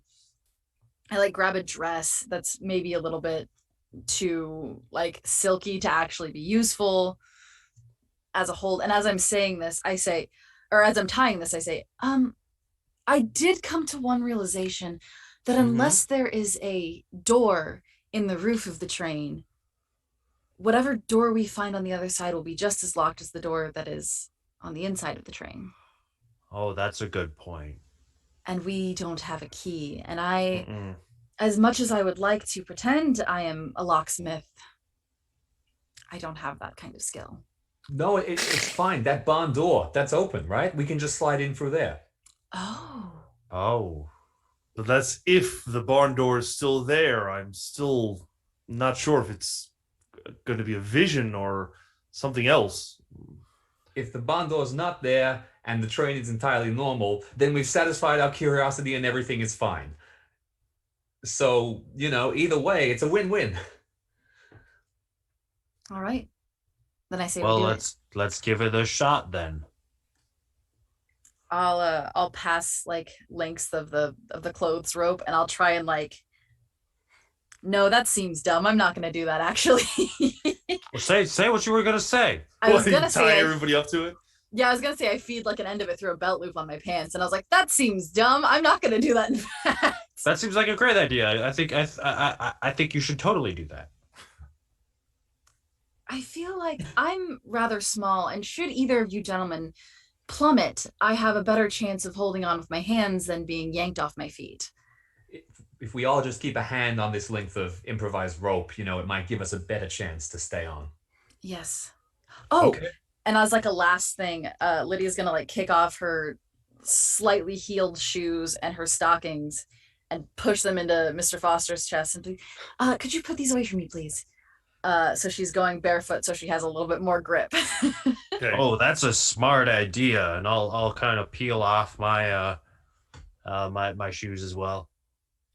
While those two are doing that, I'll hurry over to Mr. Foster and say, if the worst should happen, I need you to protect that script. It's my life's work. Well, let's ensure that the worst doesn't happen. I like Just- your way of thinking. But just in case, prioritize Miss Marcohlm's safety with this. And from the left leg, I pull out this 10-inch trench knife and I hand it to you. Damn. I say, can you make jeez. your way around something like this? I'm almost embarrassed to say, and I have 60 rolls, so I catch the other end. Yeah, sadly, yeah. Good. Isn't that isn't that kind of dangerous? Isn't that like running with scissors when we're up on the roof of the roof of a train? If Mr. Miller falls, he can use it to stab the roof and hopefully get a little bit of a purchase. Or himself. Mr. Foster is not very impressed with Mr. Dutson's suggestions, so he just kind of keeps it to himself. One last thing Lydia's going to do. I think she's gonna waltz up to Mr. Foster like a child who knows that she's about to ask for something that she probably shouldn't, but she's going to anyway.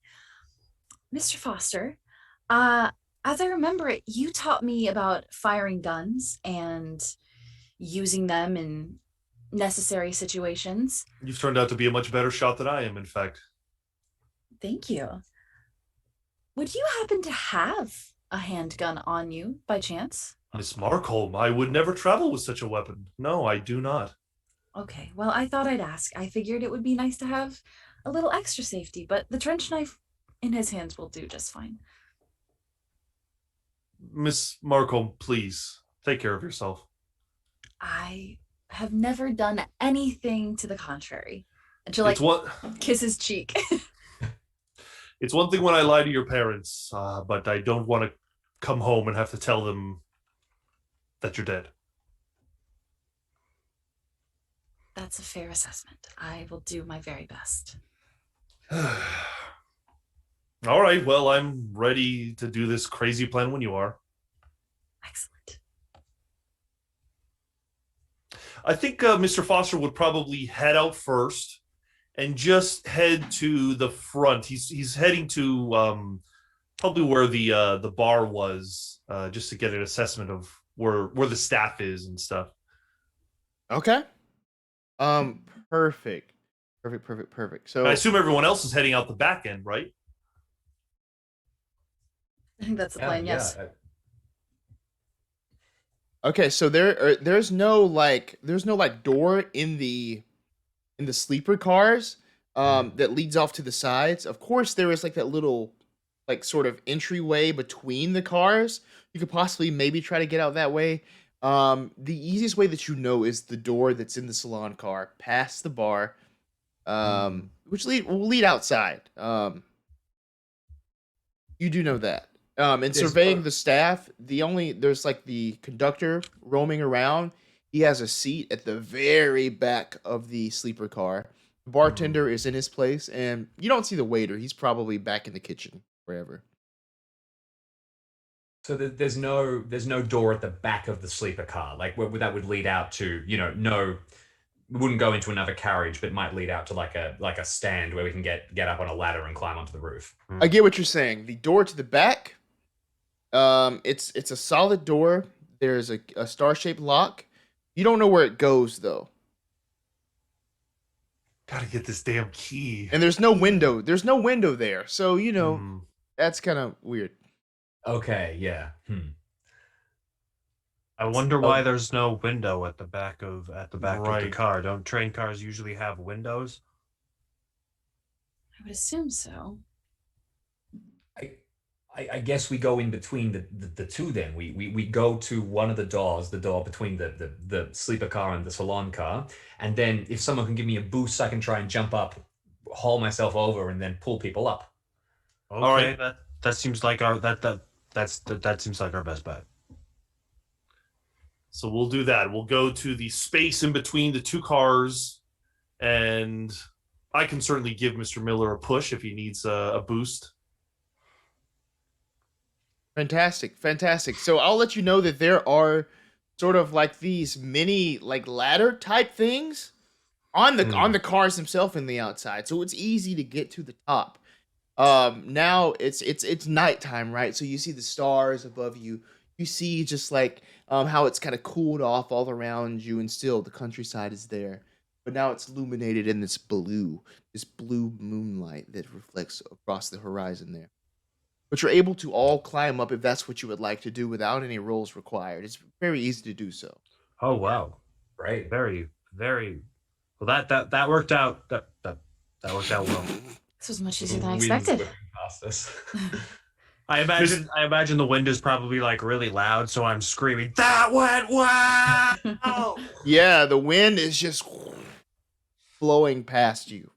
I just think Mr. Foster's goal at this point is to go kind of like walk along with them, like assuming that they're moving at kind of a similar speed. And once he gets into that cart, probably distract any staff that seems to be on site, start talking to them and asking them esoteric drinks that they do or don't make, just being obnoxious. Give me any sort of social roll. Anything you would like. So that's charm, Woo. persuade, fast talk, intimidate. Could be intimidating them with your knowledge of all these drinks, Mr. Foster. Right. If I had intimidate, yeah. All right, social. I am terrible at all of these.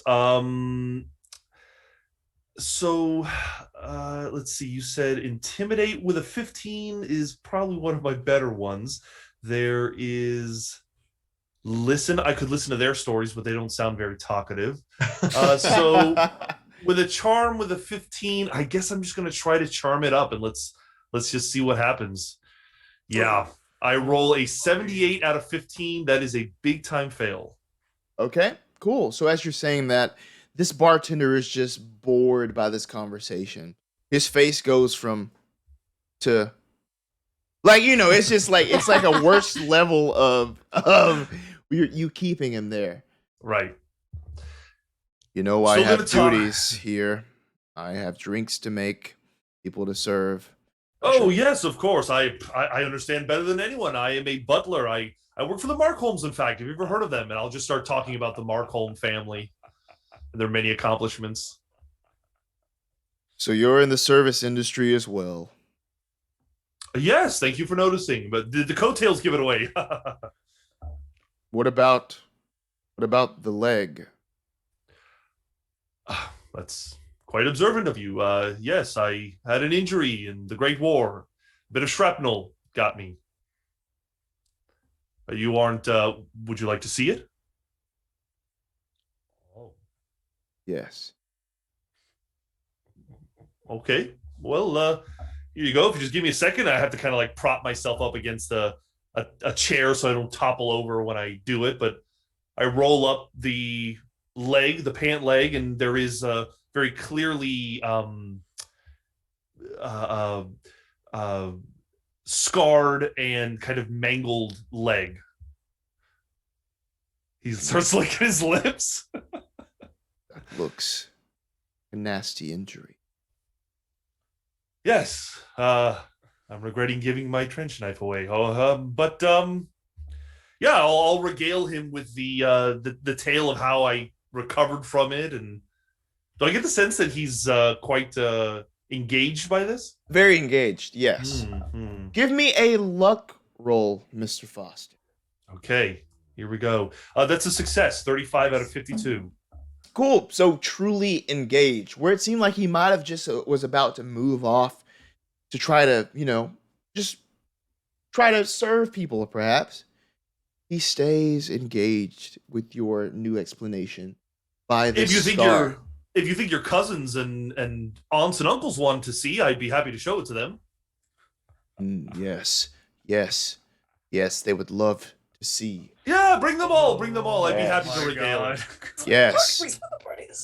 He scatters and goes, collects the conductor from the sleeper car, collects the waiter from the car up front, and they all come back engaged with you. And I tell a very slow story, hoping to buy my friends as much time as possible. Well, you know what? You're a lucky man, Mr. Foster. I'll tell you that. Let's see how our friends up top fare. Does that mean London? Well, because he rolled a successful luck roll. Meanwhile, we're So up literally, yeah. Everything's fine. So you scale to the top of the salon car. You're on top of the salon car. top. Uh-huh. There's several cars in front of you. There's the dining car that you know in front of you. There's one more car in front of that. And then there is the engine at the very front. You can see like the black engine there with the smoke sort of tunneling out of the top of it as it zooms through the night. Now, what would you like to do up here? Where are you going now that you're on top of this salon car? I think we should stay in the middle of the middle of the car. That seems the most safe. Can I look behind us and see if there's anything past the sleeper car? So as you look back, it's just a sleeper car there. Okay. That's like the end of the train, nothing And weird. End of the train, and behind that again, you just see like sort of the countryside as you're leaving New England there, as it winds and twists in some familiar territory here. Sure. I think we basically are just going to go straight along. The top Yeah, Low center of gravity. nothing fancy. Ooh, that's a good tip. Do we want to, real quick, duck back to the sleeper car, not down, but along the roof, and see if we can see the back door, see if the back door of the sleeper car matches the one that we saw from the inside? Good idea. Let's do Yes. that. I'm gonna pass out the rope too, so that everyone's got a hold on it. Okay, cool. So who's going back first? Who's leading? Ooh. I will. Okay. I don't think your butler friend would would like us to do that. I think you should probably go in the middle. He's not here, is he? Okay, go ahead. Thank you. I will I'll go behind her. Okay. All right. So Lydia, Yes. how are you traversing this? Are you climbing back down, climbing up, and going across, or are you just making a quick jump over? No, I'm gonna climb down and then climb back up. Okay, give me a dex roll. I think she knows herself well enough to be like, not entirely foolhardy. Fraggle Rock Mother Scratcher. No. Ah, that's a 91 out of 50, you boyos. Since everyone is helping you, though, you Oh, made no. sure to tie some things. You're not on your own here. Give me a luck roll, Lydia. All right, kids. Come on. Oh, no, no, Allegra. Oh no. Oh, Mr. no, Foster's no. gonna see her go over the train. Ah! So as you're going down, it's almost as if like you trip and like your feet are now just dragging like almost on the side of the train here. Can I try the grabber? That was with that luck roll to see if that was Ah, something I that you see. did. That Yeah, makes that was sense. cooked in there. Got But it. you take 6 damage as you sort of go down. Like as you go from the top to the bottom, and then like sort of scratching as you feel your leg is just being torn up by the ground there as you're still holding on. A gentle 2/3 of my hit points, friends. I'd like to think that Mr. Foster's on the inside, like, and he sees that, he just goes, oh God, it still hurts me sometimes. Oh. You just felt that. Oh my goodness. What? Yeah, that's that's more than half your like hit points, right? Oh, it's 2/3. Yeah, it's 2/3, bud. That's a major wound. Yeah, that's a major wound there. What does that mean? I'm very new to this You game. have no more feet. Yeah. James, would you like to tell us what a major James, what does wound that is? mean? God, you have a risk of falling unconscious. Frick. Which is and now whenever you take damage because you are majorly wounded, you have a risk of falling unconscious. So, although you don't really have many hit points left, so if you took any more damage, frankly. Ooh. Yeah. So now you see Lydia just like dangling there, barely hanging on by Oh no. threads that you all have there. What are you doing, Teddy and Ezra? I'm trying to pull her back up on the dress rope. Okay, Absolutely. cool. Okay, yeah, both of you strength rolls. I'll luck at a point. I can spare a point of luck. Thank you. I will also use my luck to succeed. Oh, yeah. So you like pull Lydia. It's almost like you're pulling up like fish on like a fishing line, as just sort of like limp and just in pain. Lydia's hoisted back up, not onto the sleeper car, but to the on top of the salon car there. Oh no, are you okay? Oh. This was fine. It's fine. Don't worry about it. Don't look at it. I won't. Okay. Can you stand up? Let's Wait, don't stand up. Wait a minute. I'll tear off strips of the rope. Can I try a first aid check? Yes.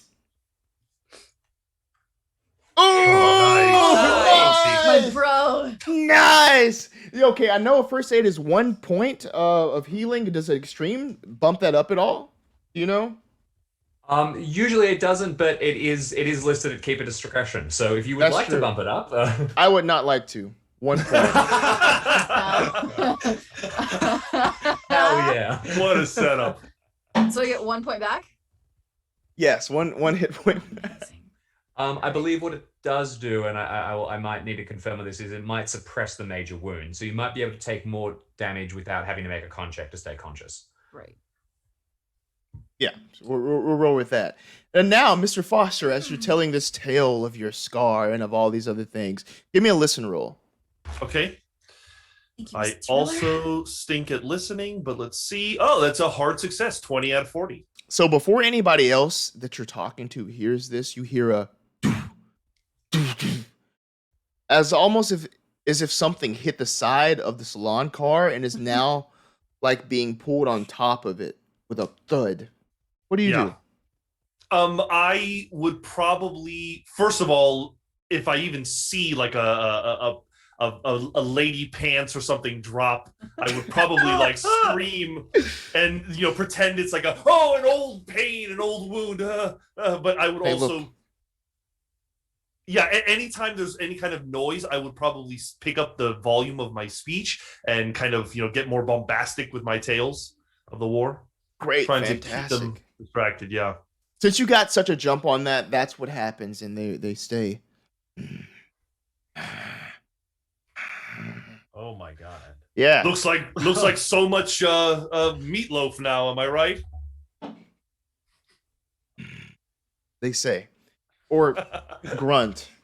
Back on top of the train. What's Oh my going God. on? Oh my god. Oh. Okay, I- it's all right. It's all good.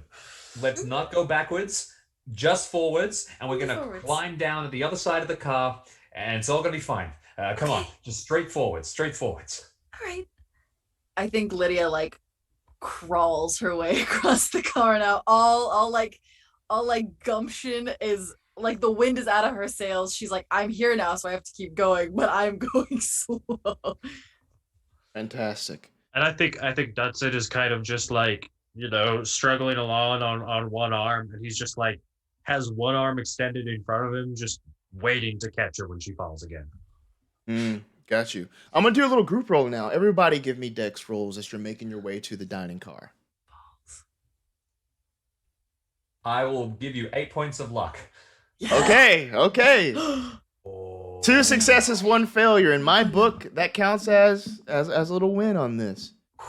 As with this team effort, you're making your way over to the dining car. You crawl down and then climb back up, hoisting Lydia as well with you as Ezra, Teddy, and Lydia make their way now on top of the dining car.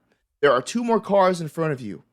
There is like the car that's right behind the engine, and then the engine. That's all you have left until the front of the train. I guess we keep going, right? We're almost there. We're so close. That one, that's where the barn door should be. In fact, Can we see a barn door open at the side?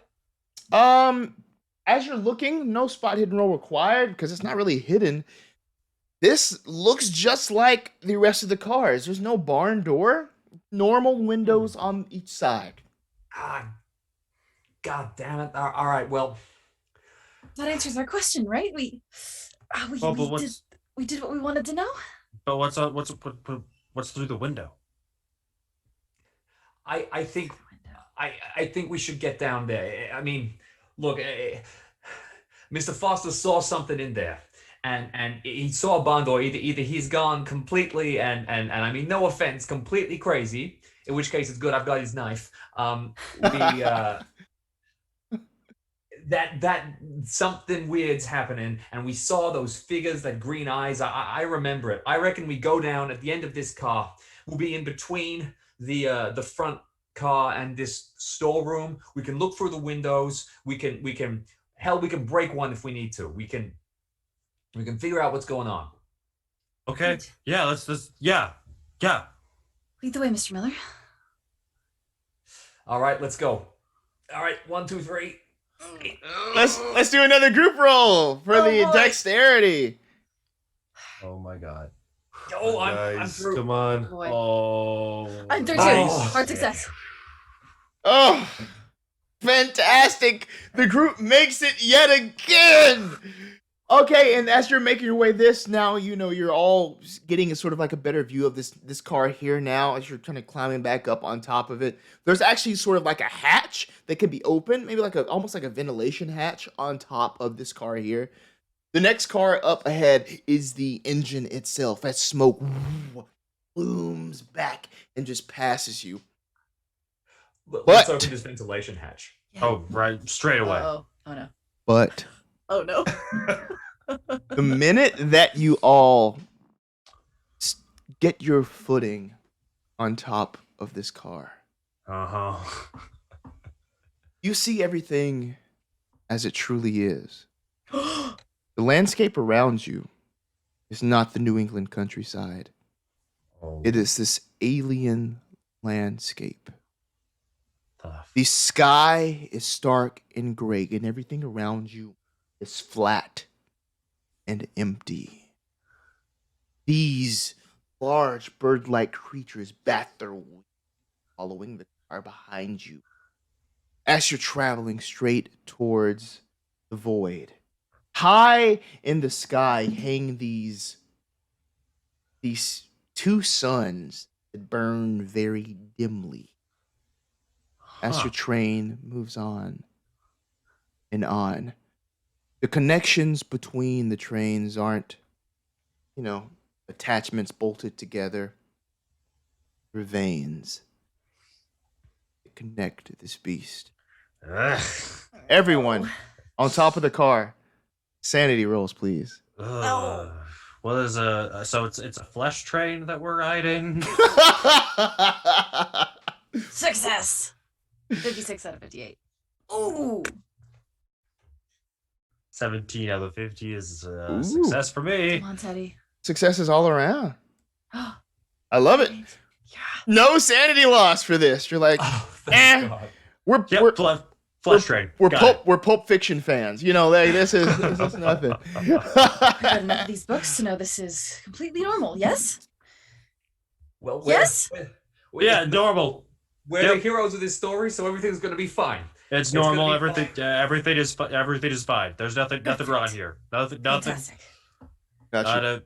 Not a thing. No, nothing to worry about. The two suns are the reflection of the light. The strange gray sky is the Coriolis effect, and the flying things are dogs. Let's get that. Yep. Yes. Okay, yeah. Dogs So, fly here. are you going down? I'll let you know there's also sort of like a ladder down on this car that'll lead to a passageway that goes into the engine. So you have like a choice here: proceed towards the engine itself, or go down into this car here. Well, You actually, know I what? guess- Why I think this is we should probably stop the train at this point, right? I mean, like we gotta get people off of here. Yeah, you're right. I reckon we head straight into the engine, and then we stop the train, we turn around, and we go and save Mr. Foster, who I'm sure is being torn apart by these strange people right now. Oh no, don't. Oh, No, he's fine. Don't say that. Meanwhile, let's check on him. Fine. Let's check on him, Mr. Foster. At this What? point, Mr. Foster's like, I can juggle. Would you like to see me juggle? Give me a dexterity roll for your juggling. Okay. Yeah, no, that's a 95 out of 45. I'm literally like failing every single time, but just trying to buy them time, so I just keep starting over and over again. Mr. Foster is just juggling shit and dropping it everywhere. But the moment that they step foot onto that car right behind the engine, the staff stops. Uh-oh. Their heads turn in unison towards the front of the car. They look back at Mr. Foster and they lunge at you. What do you do? Oh! Oh no! I am certainly going to try to keep them off me. I will dodge. Okay, cool. Woohoo! Jesus. You failed. I rolled a critical success. Oh, No, you didn't. I rolled a 1. Oh, As I these, would, Mr. yeah. Luck? I would burn it, but he rolled a critical success. That I would imagine I still would lose, huh? you'd have to beat Okay, that. it's You'd not have to bad. beat that. I Like, have to beat it. and you There's no can't way. beat it. You can't beat No. it. Nope. No. As they grab you, you just feel these hands all over you as they drag you now towards the front of the train. Unhand me, you ruffians! I'm going to report to your manager. It's all you hear. As soon you see a flash of a key unlock that door, you're drugged through the dining car. There, you can hear the sound of metal clanging as forks and knives hit the floor. Okay, I know that they're aware of something and they're probably moving in the direction of my compatriots. Would you allow me, as they are dragging me, to like reach a free hand onto a table and grab something heavy or made of glass or ceramic and allow me to smash it against one of their heads? I won't even ask for Dex for this. This will be pure luck as things are Okay. falling and All right. things are happening. Here we go. Ah. And I can't burn it if I'm making a luck roll, huh? Nope. Yeah. That's a failure. 62 out of 52. You're struggling for some sort of a help here. As you're drugged through this car, you see that flash of a key again as this next car is unlocked.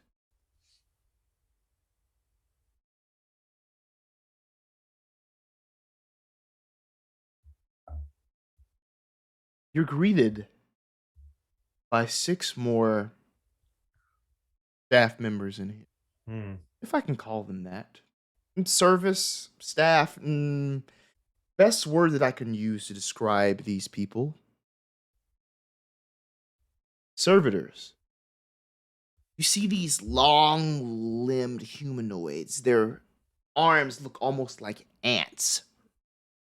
Clumps of hair protrude in stiff bristles off the back of their necks and their bodies.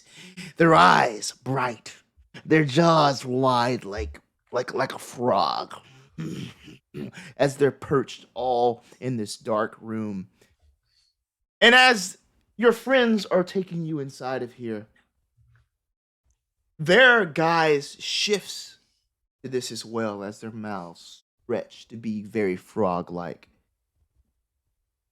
This room is stuffed with bodies. Human bodies.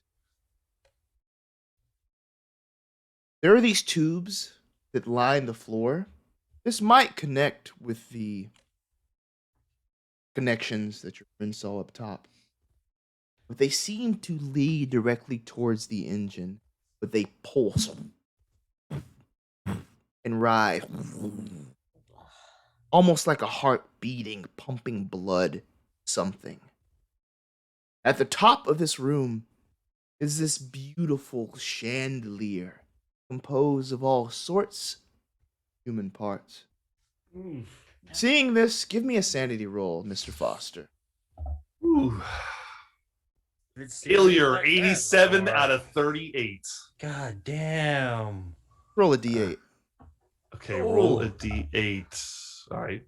You lose 2 points of sanity as you see this completely unnerving experience.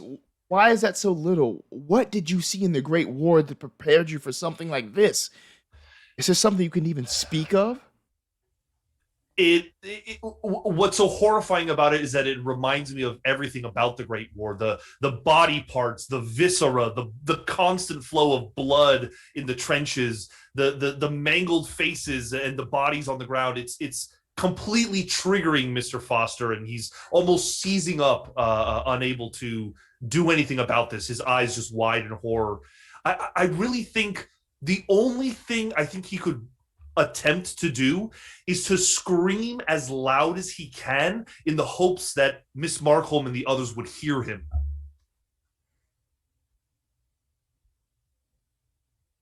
Do you feel lucky? I don't feel particularly lucky, but I will, if it's the only thing I can do, I will try to roll luck. Come on, Here we go. Yes! Oh. Yay! With With my dying breath, with a 14 out of 52. hard success! Lydia, Teddy, Ezra, you hear this coming from below you as you're making your way down this car to wrap up to the engine. What do you do? He's fine. He's totally fine. Oh, That's not fine. That's not fine at all. He's in trouble. We gotta help him. Here, take this knife, and I will pass the knife to Lydia. You get to the front of the train. Try and stop it. If you can't, just cut the veins holding them together. I'm gonna go down there and help. Ezra, you one way or the other. Pick where you'll be most useful. Oh, we gotta stop the train. I'll go to the engine. All right. Get him out of there. He is the most important. Get him out of there. I'll try. Go. I'll throw in my flask. They're fine. They're totally fine. They're fine. I don't know why I caught it. I want it. I was like, heck yeah. Whiskey, sure. All right, yeah, we're gonna try and bust our way into the engine. Fantastic, cool. So as you're doing that, Teddy makes his way. There's this vent here. No rolls required for you to weasel your way in here. These servitors turn, looking towards you. You see them surrounding Mr. Foster there. What do you do?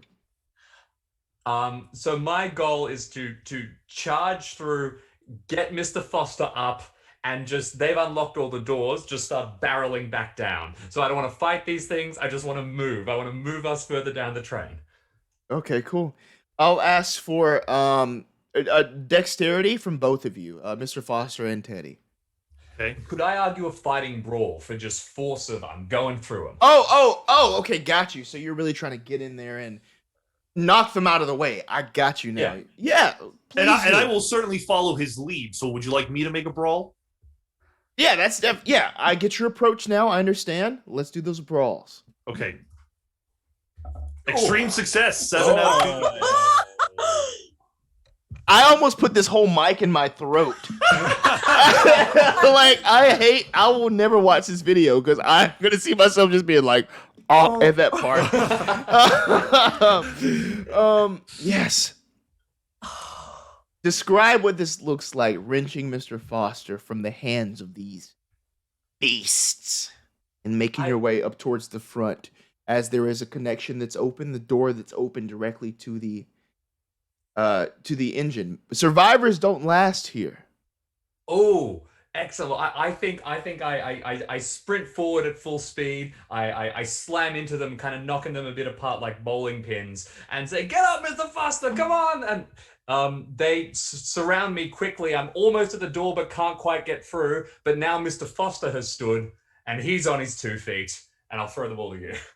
Yeah, I think at that point I see what Mr. Miller's doing, and it's working, and I'm just going to start kind of like windmill slamming my way out of there, just kind of knocking heads together and, using my weight to get through. Gotcha. You make your way up to the sort of the edge of this engine car here. From what you've seen in that glimpse, give me a sanity roll, Teddy. Absolutely. Of all the carnage and the creatures. Oh, damn. Okay. I mean, it makes sense. Makes sense for sure. I'm going to roll a d8. Again, you lose 2 points of sanity, as some of this sanity loss is negated by the fact that you valiantly saved Mr. Foster from impending doom. For now. Around the same time, you see a grayish light flood into the engine. As from outside, Lydia and Ezra are able to make their way into this engine car. For a moment, you're greeted by your friends. Hello? So we pushed. Are you okay? Miss Marcohlm, what happened to you? Never mind that. We have to get off this train immediately. We have to stop this train immediately. Let me try my hand. I've had some experience with big engines like this. And with an operate heavy machinery skill, I would certainly like to begin the process of figuring out how to turn this train off. Okay. Jeez. So now this is a sort of a big area in here. Deeper at the literal front of the train, there's like a sectioned off area. What would you call it? Not like the cockpit, but the Yeah. like Train the cabin. cockpit. Yeah, the train cockpit is there at the front. Sure. And you just see like beyond this door, it's an open sort of like area there, but you see this big, massive pink and bulbous thing. It's like this almost larger than Jabba the Hutt, but Jabba the Hutt shaped. Ugh. In the cabin, thank you, Caleb. You see this Jabba the Hutt shaped thing as it has multiple appendages that reach out and just move all these levers and steer and pulling all of these things. Have you ever seen Spirited Away? Imagine like the spider guy that works the thing as he's just pulling different things. But this thing has this very small head. It's almost like a swollen lump with these tiny raisin-like eyes that look at you for just a second. But then they turn back, keep moving. The only other thing in here I would say is that those veins and arteries sort of branch off into this room and make their way into the firebox. There's like a firebox where you would put coal in, you shovel the coal. It's closed. Next to the firebox are 4 levers that are all in the up position. What do you do? Well, it just hits Mr. Foster that the enemies behind them can certainly move to the front. So Mr. Foster is going to take a position at the door to make sure that they can't get in, kind of bracing the door. And I think, he'll probably gesture to Mr. Miller or Dutson and say, figure a way to stop this thing. Maybe those levers, maybe those veins. Oh, you take the right 2 levers. Okay. We'll pull them down. Oh, you're pulling all of them down. Okay, cool. At the same time. Okay. You feel this as something shifts. there is energy that has now changed. But the train moves on. This thing still is moving everything. The floor is covered in what looks like pieces of slippery black coal, and out of this comes a tentacle from this thing that is making its way right next to you. You're right next to that firebox, and it opens it up. Bright daylight comes into the room. It's now bright as it still drives into this endless gray void. Lydia, what are you doing? I think seeing Mr. Foster barricading the door and the two gentlemen pulling the levers, I think she's gonna run over to the nearest veins and just start like hacking at them with the trench knife. Okay, cool. Give me a brawl or a strength if you don't have any much in brawl. I'm gonna do strength because it's just a little bit better. Burn it. This feels like the time to burn my luck. I'm gonna burn 50 it points of luck to get it down below 50. Or get it down to 50. Oh, Nikes, I keep doing that. Okay. So Okay. Great. So you tear into these veins and arteries as this like green liquid almost bubbling and running away as this thing at the front just like jerks and turns. Now with the daylight pouring now into the room from the firebox, as you know, something that will power an engine like this. What are you doing, Teddy and Ezra? Being right next to it, you pull these things down. There's been a shift in the energy and everything. Does it look like the thing that's operating the machinery? Does it look like it's physically connected to the train in any way? Spot hidden. Come on. Nice.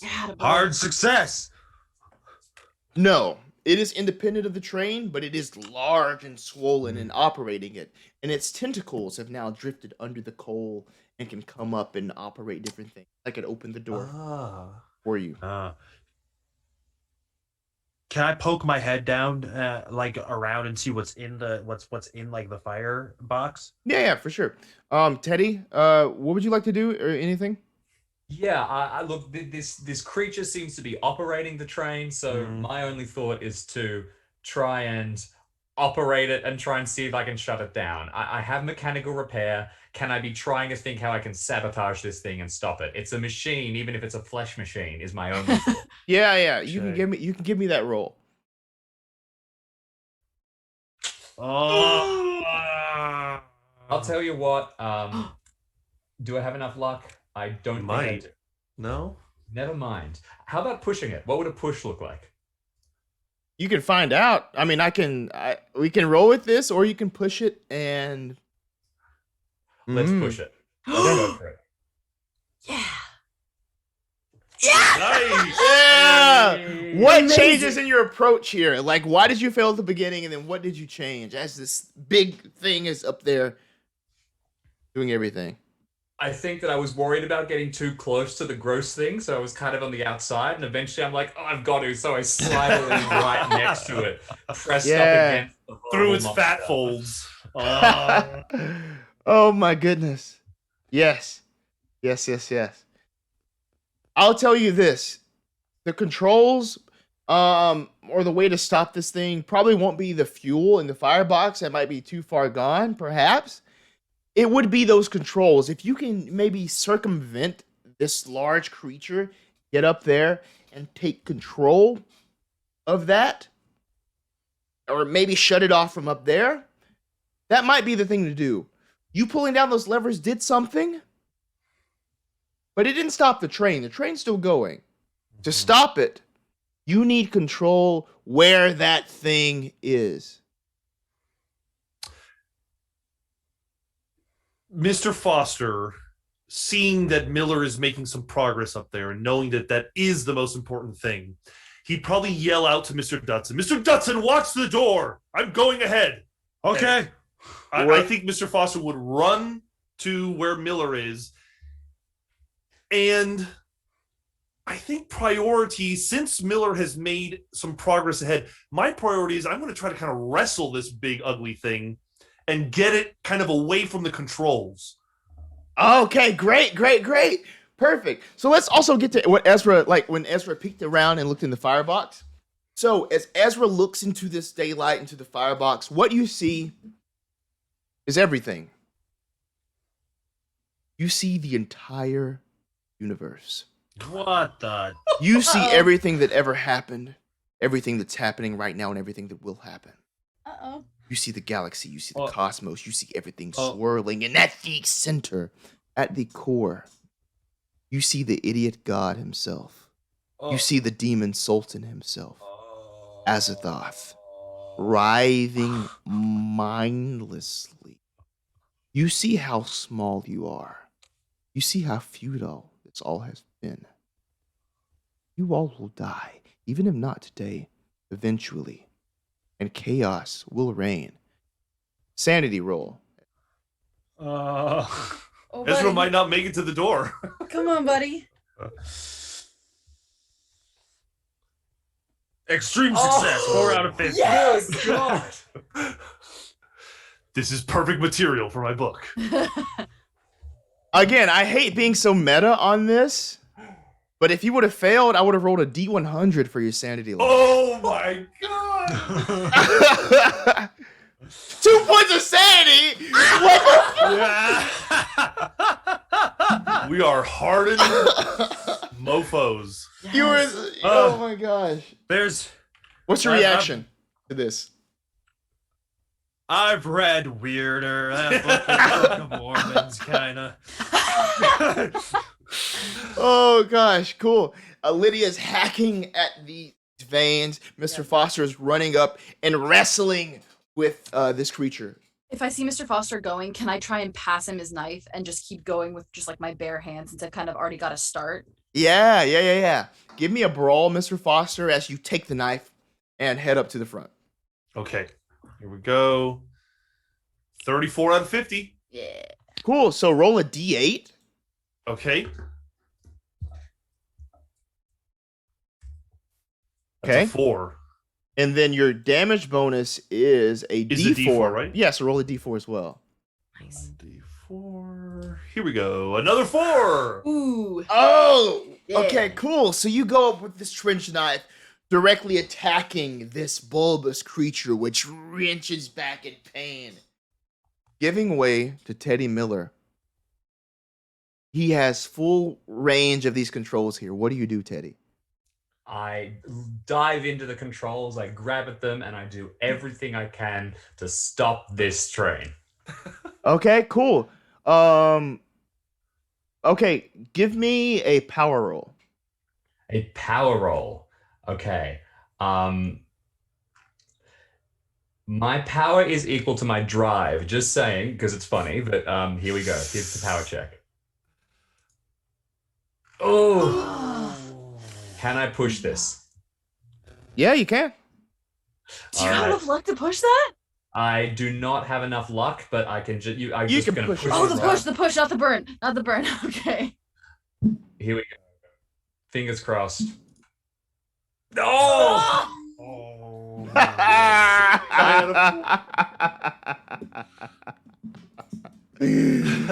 What you all see is as soon as Teddy grabs a hold of this, you can all see him lose all vestiges. Vestiges? The All sword. semblance of his humanity Oh no. as he swells exactly to the proportions of that driver thing. Give me a sanity roll, Teddy. Everybody else give me a sanity roll as well. Oh my Okay. god. Oh no. That is a fumble on my sanity check. Oh, okay. Fantastic. I have an extreme success. 3 out of 36.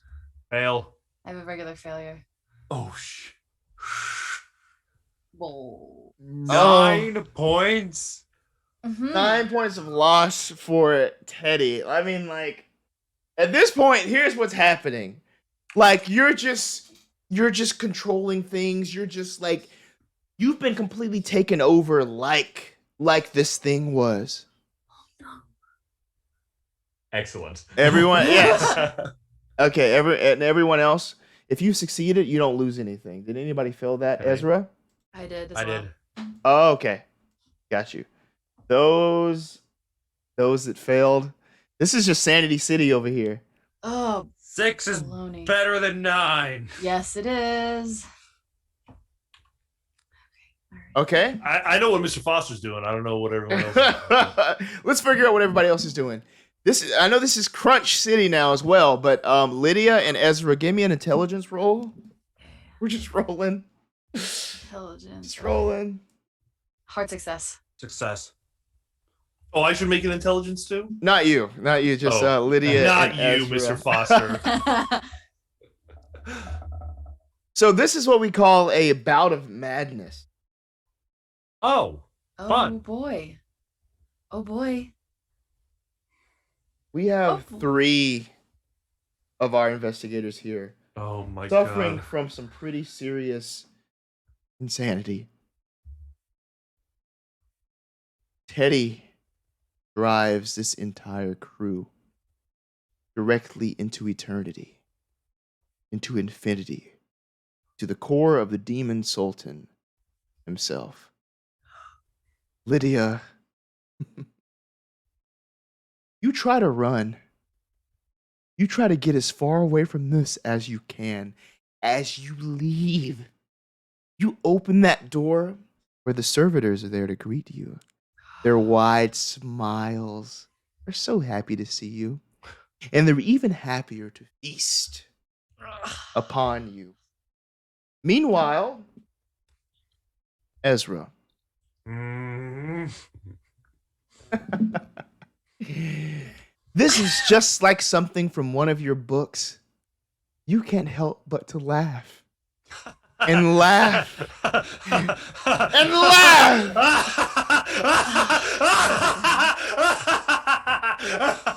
They say that he never stops laughing. And the sole sane one, Mr. Foster, what are your final thoughts of seeing all of this madness around you? Mr. Foster just wants to protect Miss Marcohlm the best he can. Is there a window that he can throw her out of? No! There is the door that you came into, that some of you entered into on the side Yeah. of this engine. Yes. I think with Mr. Foster's final moments, he will attempt to get Miss Marcohlm off the train, even if it means tossing her off the train. As to whether he succeeds is a whole nother thing.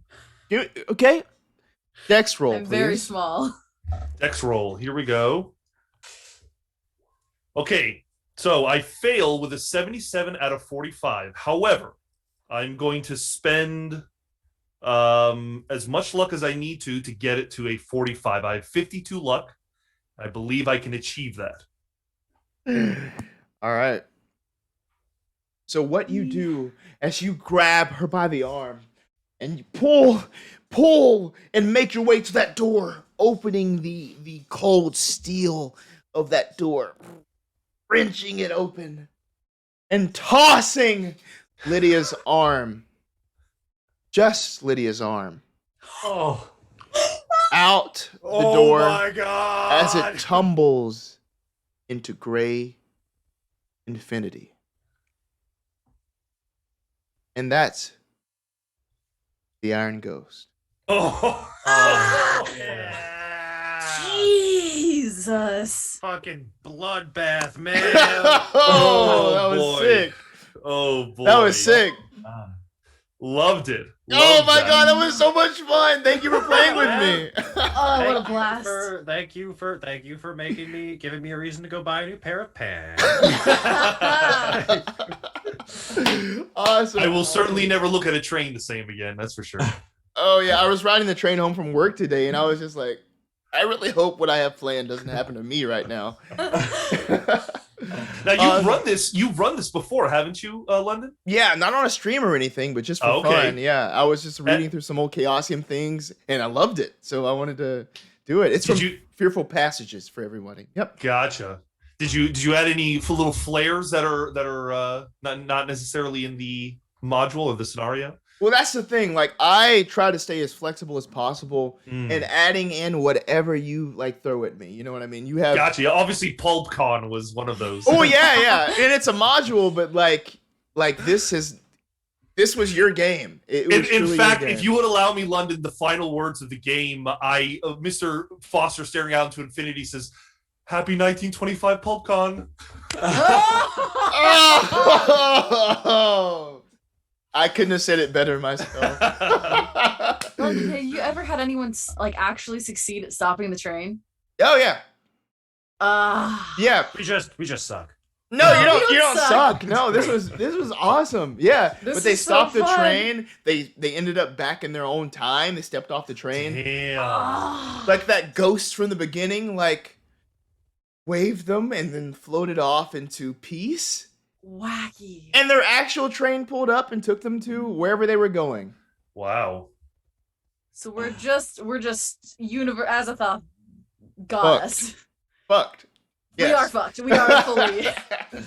If Awesome. Miller had succeeded, maybe things would have been different. Such a Oh my shame. God. So good, London. This was so fun. Y'all are Yeah, awesome. man. Thank you. Before we head out, I was just gonna go around the horn a little bit here. If there's anything you would like to plug, please do that now. I know these people would love to keep following your work and whatever you do. We'll start right here next to me. With Allegra. Oh geez. Come hang out with us at Mayday. We do Delta Green, which is kind of similar to this Call of Cthulhu. We do some D&D. We do some one-shots. We also do cool shows like Aaron plays video games on the sheep farm. Sorry, Aaron's over there for me, I guess.